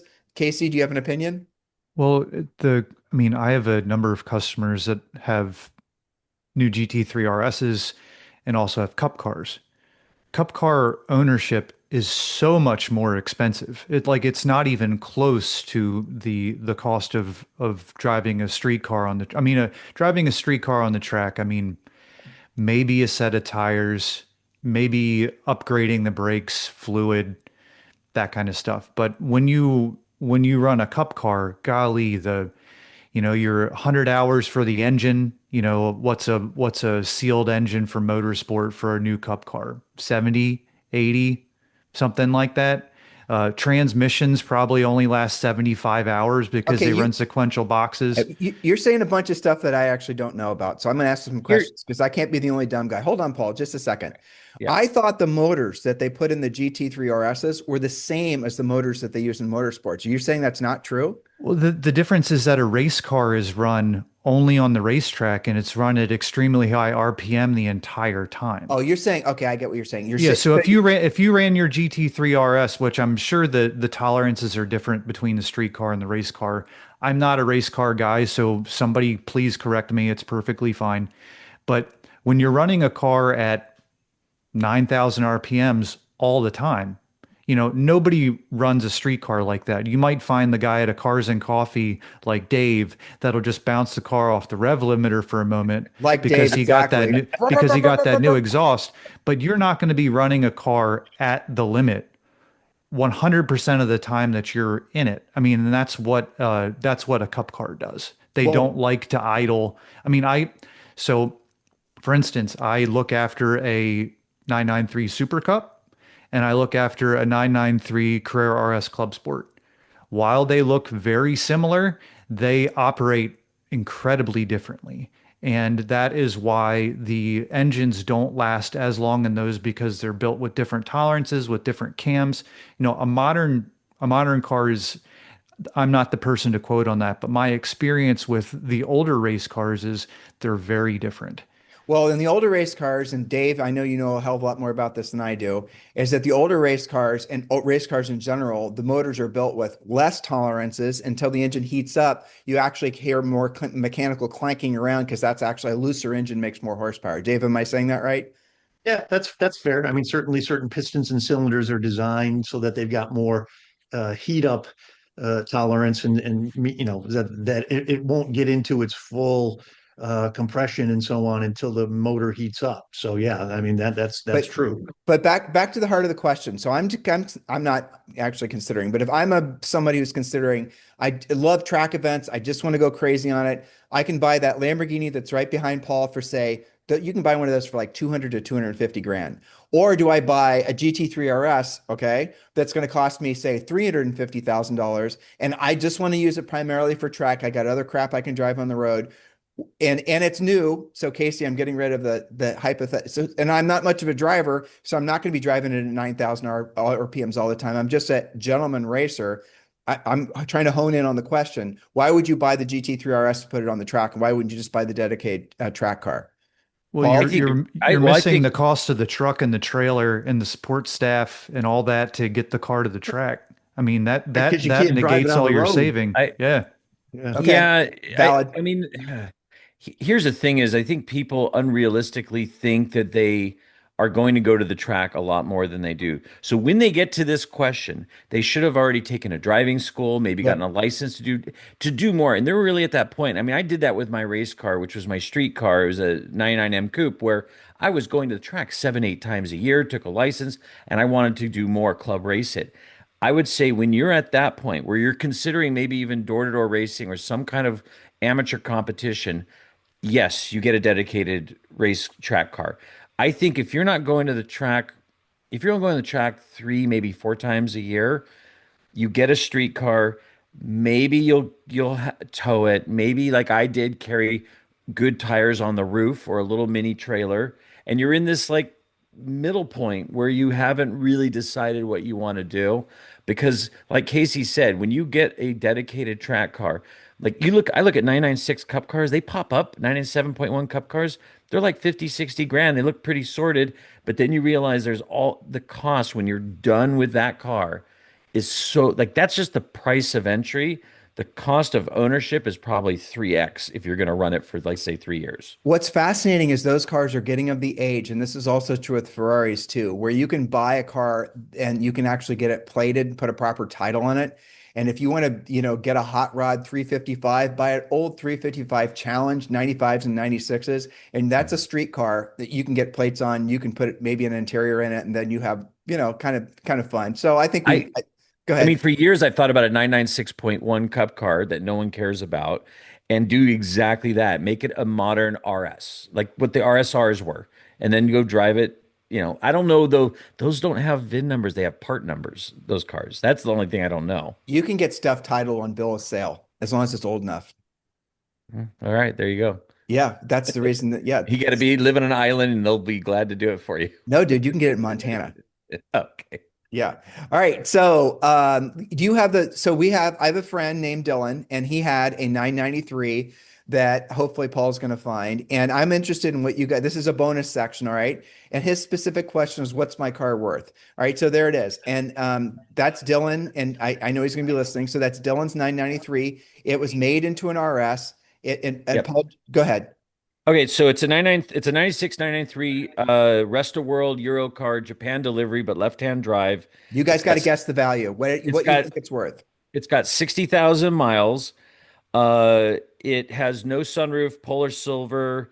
It let's see. Yeah, sorry, it's got 105,000 kilometers, which is 62,000 miles. It's here in Florida with a Florida title. Body's in excellent shape, no major dents, some minor rock chips, etc. Most of the work he's done is on the cosmetics. It has the interior appears to be pretty stock. It's got the 993 RS steering wheel, 993 RS shifter, maybe pedals. I think the seats and everything else are pretty much the same with the regular radio. Most of the work's done on the outside. He's got and I don't think these are factory parts. There's lots of good companies that make really nice parts. He's got the rear spoiler, he's got the front spoiler. It's at 60,000 miles. It's polar silver. And so Yep. the question is, Stock motors, stock mechanicals. It's got remote reservoir adjustable shocks. That's the only upgrade I saw. all right, so what's it worth? Who wants to go first? I'll go. Go ahead. I would say that car is going to bring 160. He's going to love you. Casey, what do you think? 85 grand. He's gonna hate you. He's gonna hate you. Holy Oh, crap! he can send All it right, to hold me. I'll on, hold consign on. it for him for the, This and, is this I'll is take my piece. diabolical. I know. So Kramer, Paul, what do you think?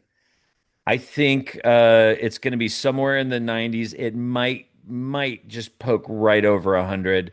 Like I told Tim when we were talking about this car, the challenge is California market off the table. Everyone says, "Oh, 25-year rule."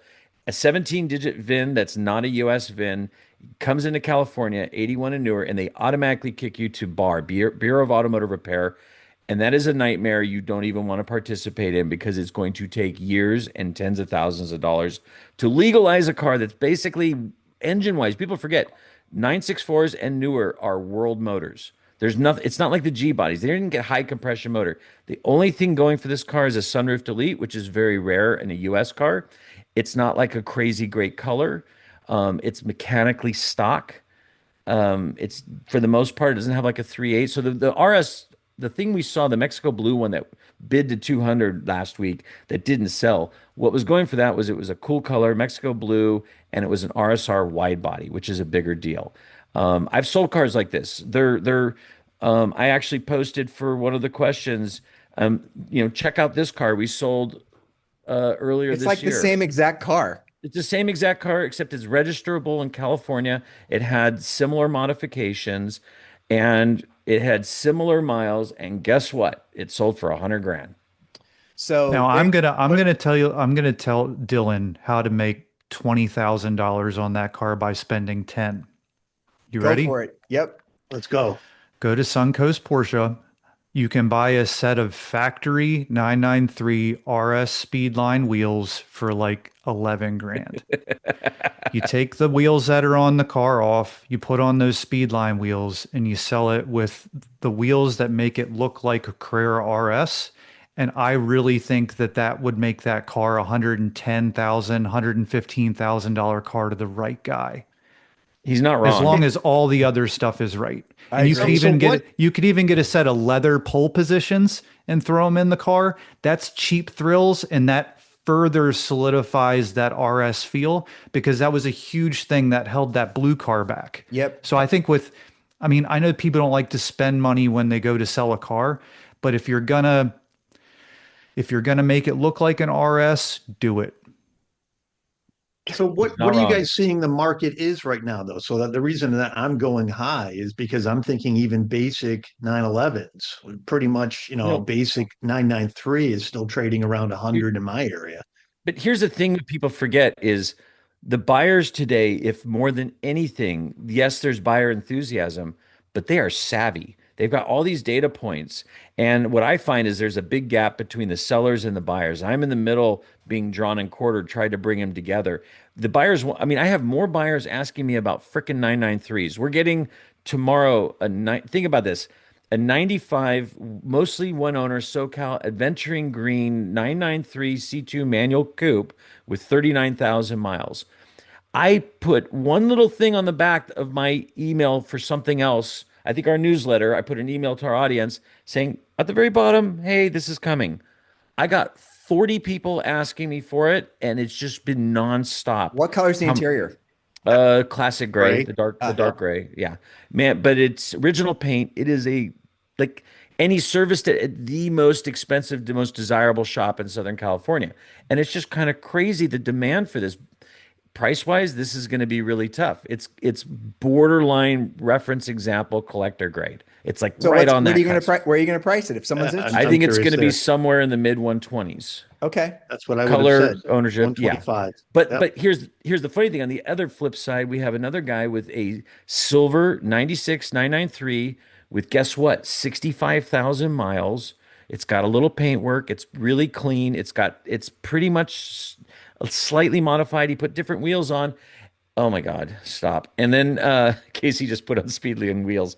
And and that car is gonna be, guess what? 90 grand.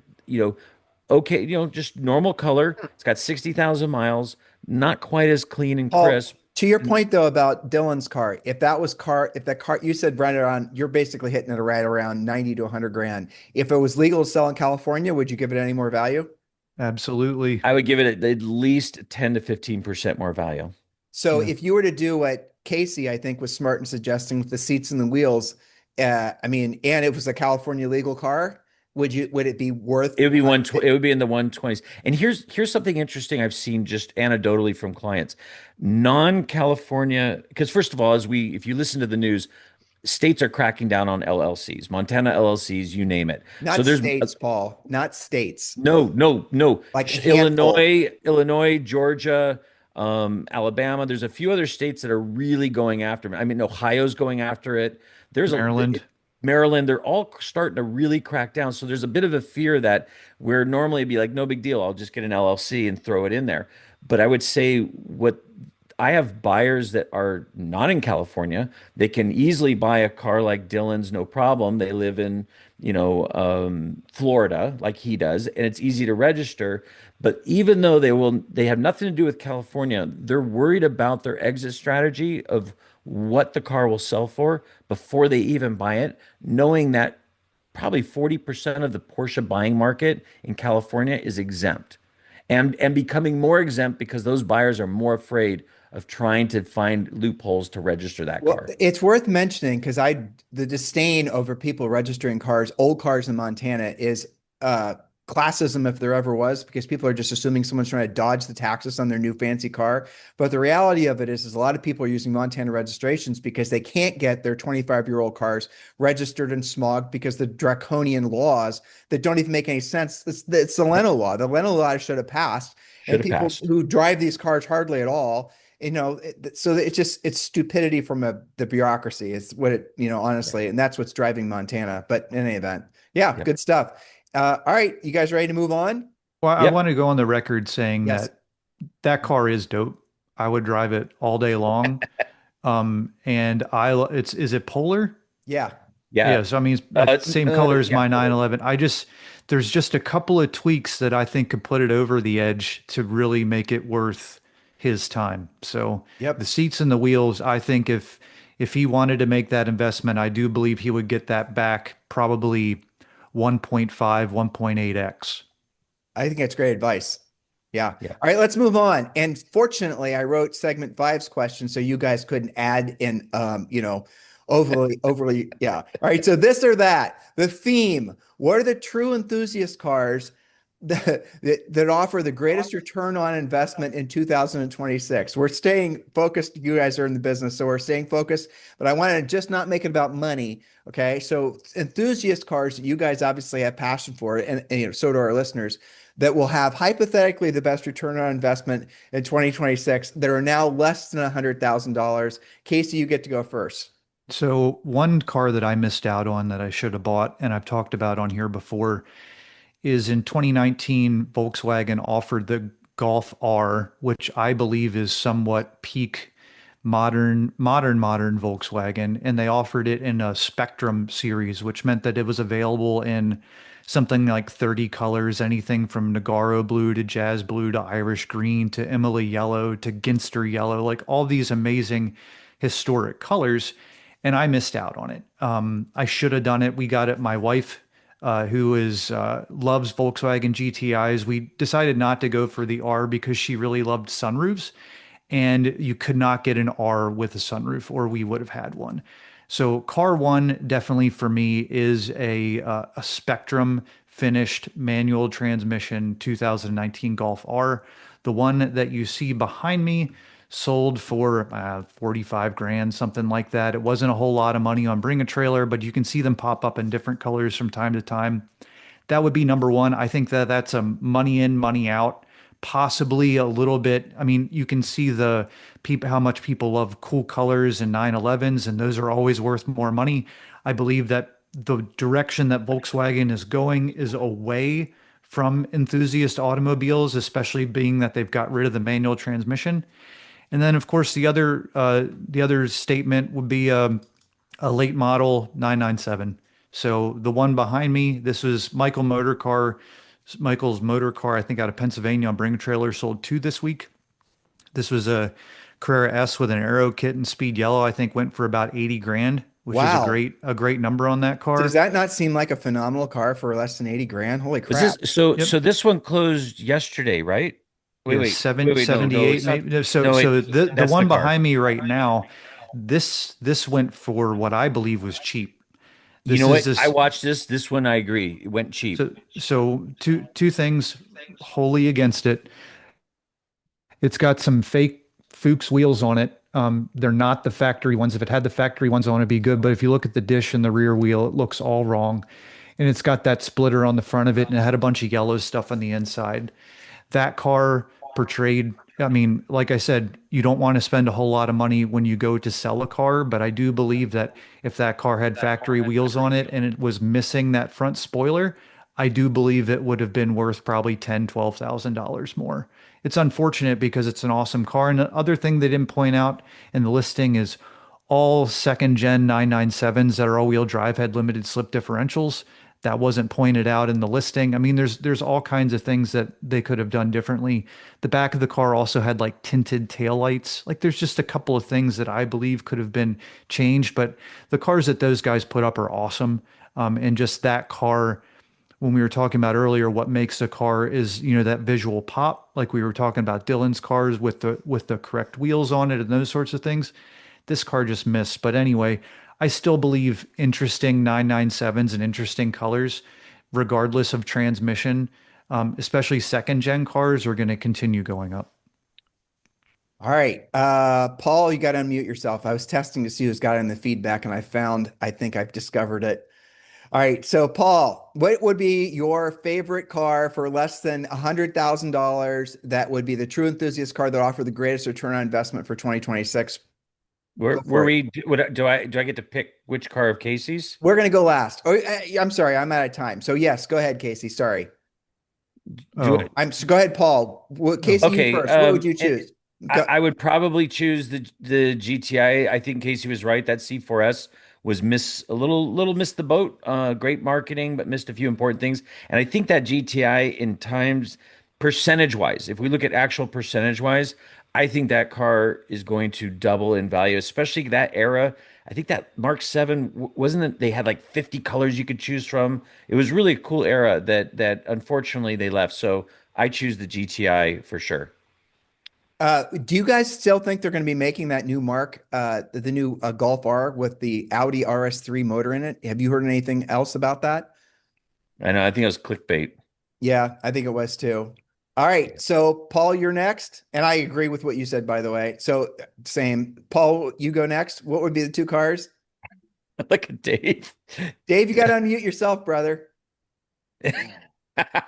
Dave is like Marcel Marceau being a mime right now. Dave, do you want to unmute yourself and choose which of Casey's car you I've like? unmuted. I've Hey, unmuted. Dave, I Dave, still, Dave, listen, uh, just so the deal with the mic is that your mic setting, if you go into your mic setting, it's just essentially you have the mic so that it's picking up noise from all around. And if you reset it so it's only picking up noise from the top, then you won't get the feedback from your speakers. That's all. I'll help you with it later. There you go. I have done nothing different than I've ever done on this podcast, gentlemen. I don't know what's happened, but we will figure it out. We'll figure from it out. the No I big am from deal. going the to pick you need Casey's yeah. pick is the Golf, not the yellow 911. There Thank we go. you. Let's move on. Trifecta. Let's All move right, on. so I picked a couple cars. This was a 2015 997, sorry, 991 base Carrera 7-speed manual, dark blue metallic, 74,000 miles. It sold on Bring a Trailer just recently on Halloween for $72,000 without fees. Pretty nice car, well presented, nice interior, decent options. It had one little ding, damage reported, something stupid on Carfax.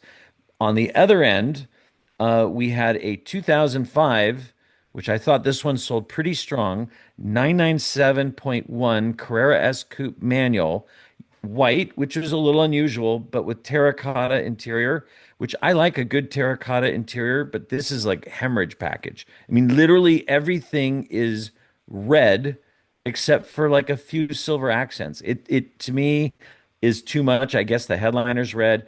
42,000 miles, pretty perfect car, good seller, well represented, sold for $76,000. So for $76,000, you get this 997.1 with 42,000 miles, or you get this 991.1 base Carrera, 7-speed with 74,000 miles. And I think horsepower wise, they're both about the same. KC 350-ish, 345 to Yeah, 355, roughly. roughly I the think same the horsepower. 911 was the 997 is 325, I believe, and that one I think is 350. No, the 997.1 was 355 base. The S was. This is an S. So Oh, it is. you Okay, my got an apologies. S, Sorry. you got a 997.1 S with 355 horsepower, or you got a 991.1 base with about the same horsepower. I think 345. Both manuals. Which do you choose, Tim? The 991. Why? Um, Honestly, I think the interior in a 991's miles better than the interior in a 997. That's primarily, I've had both. And really, and that's primarily the reason. And truthfully, I think the 991 looks better. I don't think the driving experience would be that much different. That's, just preference. What do you think, Dave? How about you? What would you choose? I'd take the 991 as well, even in base form. I think you could throw a tune on it pretty cheap if you wanted a little bit more horsepower. And I would agree 100% that the interior on the 991 is a far, far better interior, having owned the 991 as well. Those are great cars. And that terracotta is a lot. Yeah, I do like the It is a terracotta though. lot. I do. You change But a couple of little pieces in there, but I do like that terracotta. Well, definitely put black floor mats, but I sent a picture of this to my friend and he said, asking which he liked. He's like, I'm not sure I want the cow's mouth interior, which I liked. Casey, which do you like? I'd paint the wheels silver on the 991 and go that route. I can't do black wheels. Can't do bright red interior. It's a lot easier to change wheel color than it is the interior. You took a And black you know wheel what? on You your guys, yellow car there, though. You're the one behind you has got black wheels. Yeah, well, but that's the part he hated.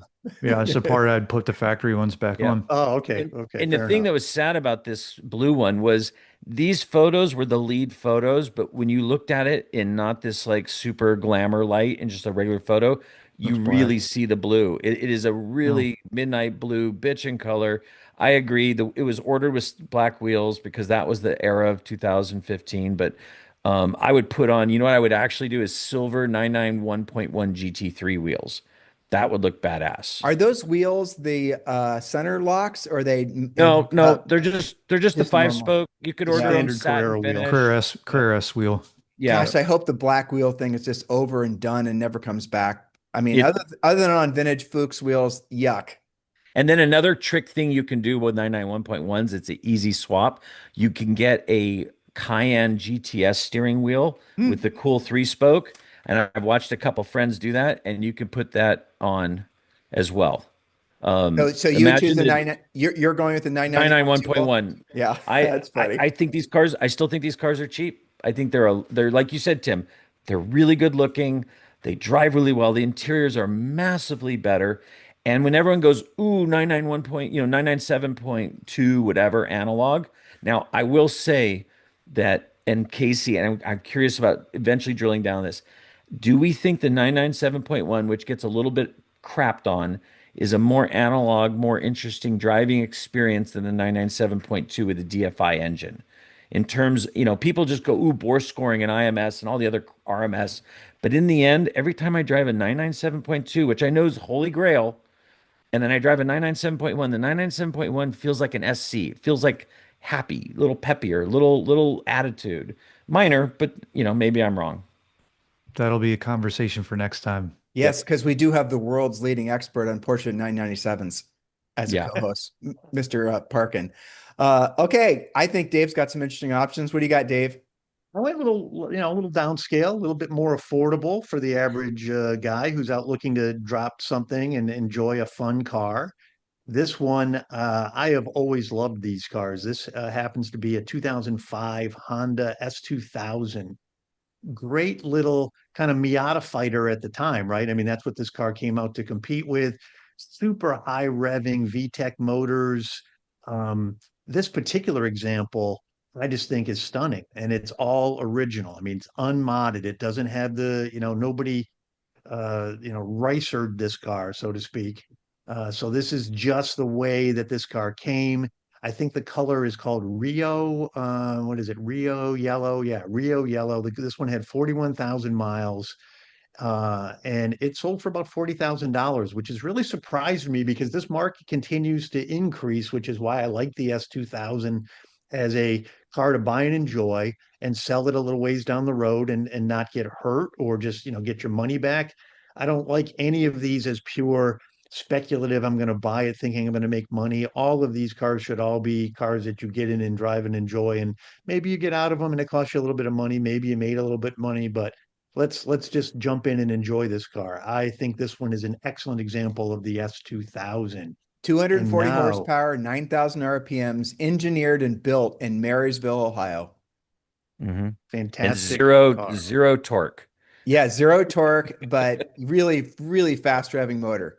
Crazy. I think they're the next, what the Integra Type R is today. I think they're the next generation of collectible Japanese. I agree 100%. All alloy panels. Those cars are brilliant. Good choice. And I love the seats and the interior on them as well. I mean, this is kind of a decent picture if I get my fat head out of the way, but it's a neat little car. So we're picking this. And by the way, versus- Casey can't fit in that car. That's why I Probably not. can't choose it. It's a bummer because it's a really cool car. Okay, a really Casey, cool car. Let's see. No matter what, maybe you decide to shoehorn yourself into that car versus this car. Oh God, So- yeah, 100%. Yeah, 100%. I I'd knew just Paul never would drive like it. this one, Oh. and I certainly like this one as well as a fellow 928 owner of myself. But I was really surprised at the number this car did. This is an 84 928. It is an automatic car. It's not even a manual car. It's in what I think in period is one of the most boring and kind of dull 80s colors for a 928, of course. It does have the standard setup on the seats. So these are I do love these seats, and I think they've all voted with their facial expressions. that's good though. Yeah, exactly. You're those are good choices because you're driving emotional responses. So Casey, which would you choose? The 928 or the S2000? I'd probably just donate it to a pet rescue. But I mean, I just sold a 928 S4 manual for a client. And did it it's bring? a really awesome car. Yeah. Not far from what did you say that one sold for, Dave? This one went at 38, 39, I think, plus fees on Yeah, bring a trailer. So not in the far, same not far ballpark. from that one. Not far Yeah. from there. Yeah. But Interesting. but I gotta go with the S2000. Maybe I'll send it down to you. You can trim some of the foam out of the seats or bolt it straight square to the ground. They're really awesome cars. I like cars that rev a lot. It's just I've never been able to fit comfortably in them. So But Paul, what do you I can't think? go with a 928. I'm sorry. I know how much those cost to fix. I can't afford that. As the owner of an 84 928 automatic that I daily drive with over 200,000 miles, Casey's not wrong. The cost of ownership is just, it's literally the automotive clickbait to get you in. Case in point, I bought mine from the second owner, original paint with 190,000 miles. I've got 225,000 miles. I bought it in 10 years ago for 6,500. Tons of work. I have now put another 20,000 into it to make it a reliable car that I can take on rallies and drive, and the cruise control works and air conditioning works. I adore that car, and it's an automatic. And honestly, you can get me on a high horse about the 928 is better as an automatic than a manual. I think the people who have manual 928s, they wax poetic about it because they haven't driven a 911 manual. And if they drove a 911 manual, they realize if I want a manual experience, I'm not going to get in the 928. The Honda S2000, I remember sitting at the LA Auto Show just bewildered that an RPM went to 9. Remember that in 2002? Totally. Sure. Like 9,000 RPM. It just blew my mind. And I got to drive one and my mind unblew. And I was So- sort of underwhelmed. When we were selling real estate, and this was back in Ohio a long time ago, and those S2000s, before they actually were released, we listed a house for one of the engineers on the S2000. And he wouldn't, and I knew it was coming out. Everyone heard about it, but nobody knew the details. And I was trying to get him to tell me what the actual art, the red line was, because that was the big, oh my gosh, did they actually make it to 9,000? He would never tell me.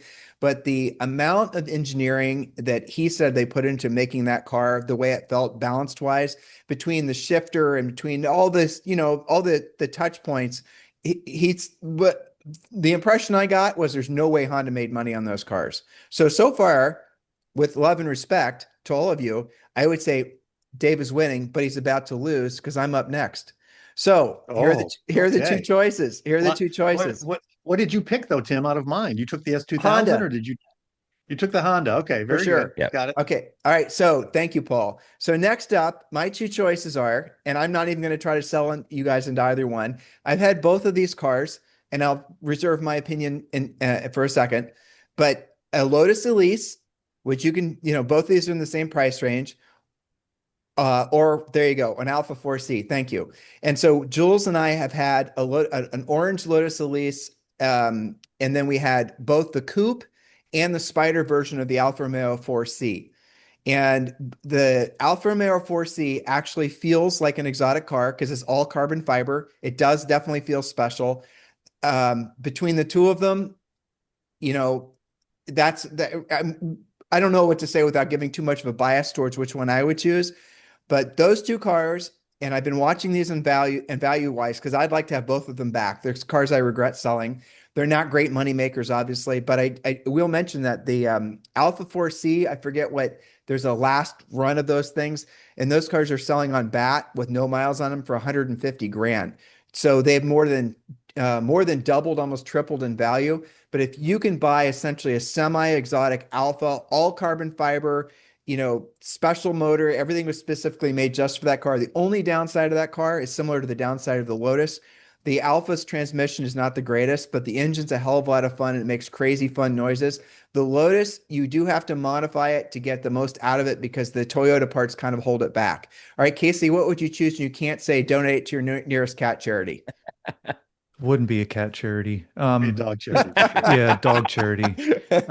So I remember we had a Alpha 4C, I think at the Experience Center in Atlanta when you do a new vehicle launch and you work with Porsche, they bring a bunch of competitive cars in, and the transmission in that car was abysmal. It was worse than a Lexus LFA, if that's possible. And I remember we broke the Alpha. And I think, if I'm not mistaken, the inside of the Alpha, aren't the gauges like LCD, like an old Casio watch? No, They're not? Okay. No. Maybe they're confused there. kind of a combination. Yeah. No, you're right. It is. I was thinking about the Lotus. You're right. You're correct. Yeah, Lotus all day. I actually fit in a Lotus. Those are really cool cars. And the weight on that Lotus is just, it's nothing. And it's a really cool, it hinders back to that, what we were talking about earlier about that all perfect steering, all that old TR2 stuff. So I would be all about the Lotus. I think that's a great answer. Dave, what do you think? If you had to choose between the As two? much as I'm not a fan of the Elise's, the whole roof setup, I think is kind of cheesy, especially when it's got the cloth, just the cloth on it or whatever. I think it doesn't fit as well. I would probably still have to take that though over this Alpha, just because I just don't think the Alpha is going to be highly reliable. I think the Alpha is a more attractive car, but if I had to pick between the two, I'm going to go with the Elise for a lot of the reasons Casey mentioned as well. I've driven that. I haven't driven the Alpha though. Interesting. Paul, what do you think? Actually, because I want to do a commentary idea, Tim, I need to hear your answer first. I would probably, if I had to choose, if I only have room for one of them, which would I choose? Which would I enjoy the most? I would probably get the Alpha. I knew it. So that was my point. So here's Kramer's rule.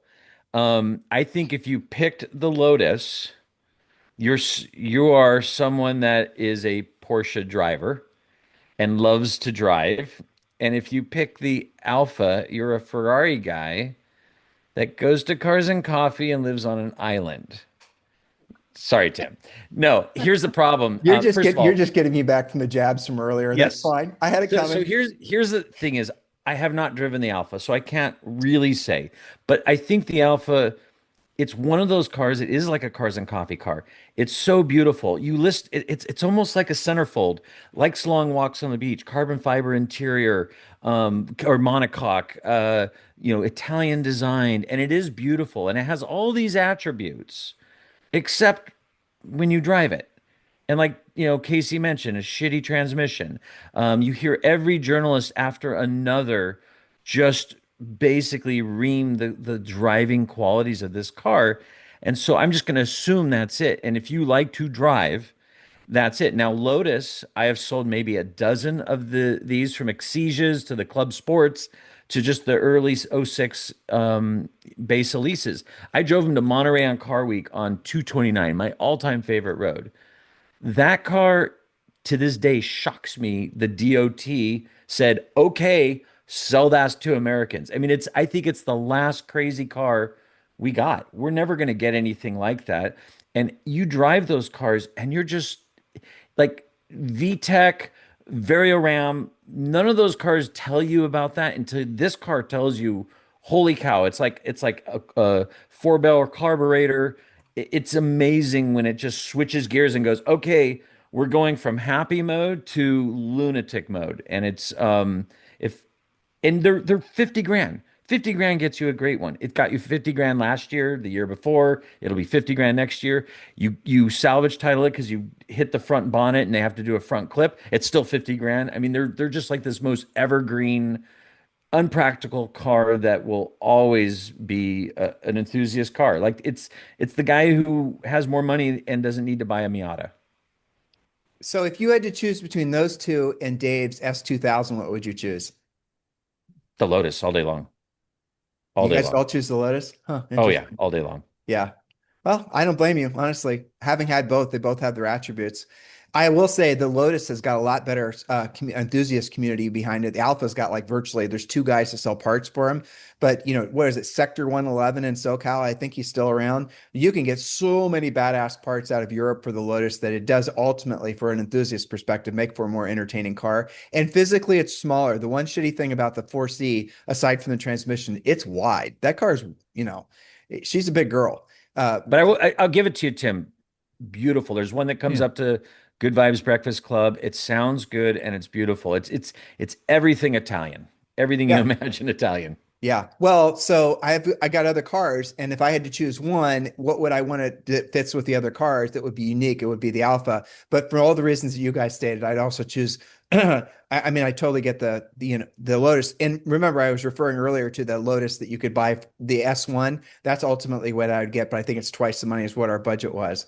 All right, guys, I think we did a whole show, didn't we? Didn't we get to all the questions and everybody's? All right, so we did it. We reached the goal. So listen, guys, thank you for listening and watching another Full Throttle Talk episode. Remember, if you're not part of the newsletter, you're missing out on the party. And we're about to, for those of you who are, we're about to start the Full Throttle Talk community. And you're going to be getting emails and whatnot about it. And yes, do participate. We're going to be taking the conversation from the podcast. We're going to taking it to our private Facebook members page. So the gateway for all that is going to be subscribing to the newsletter. Just go to fullthrottletalk.com. And remember, when you have any suggestions or questions or feedback, positive or negative, please do share it with us.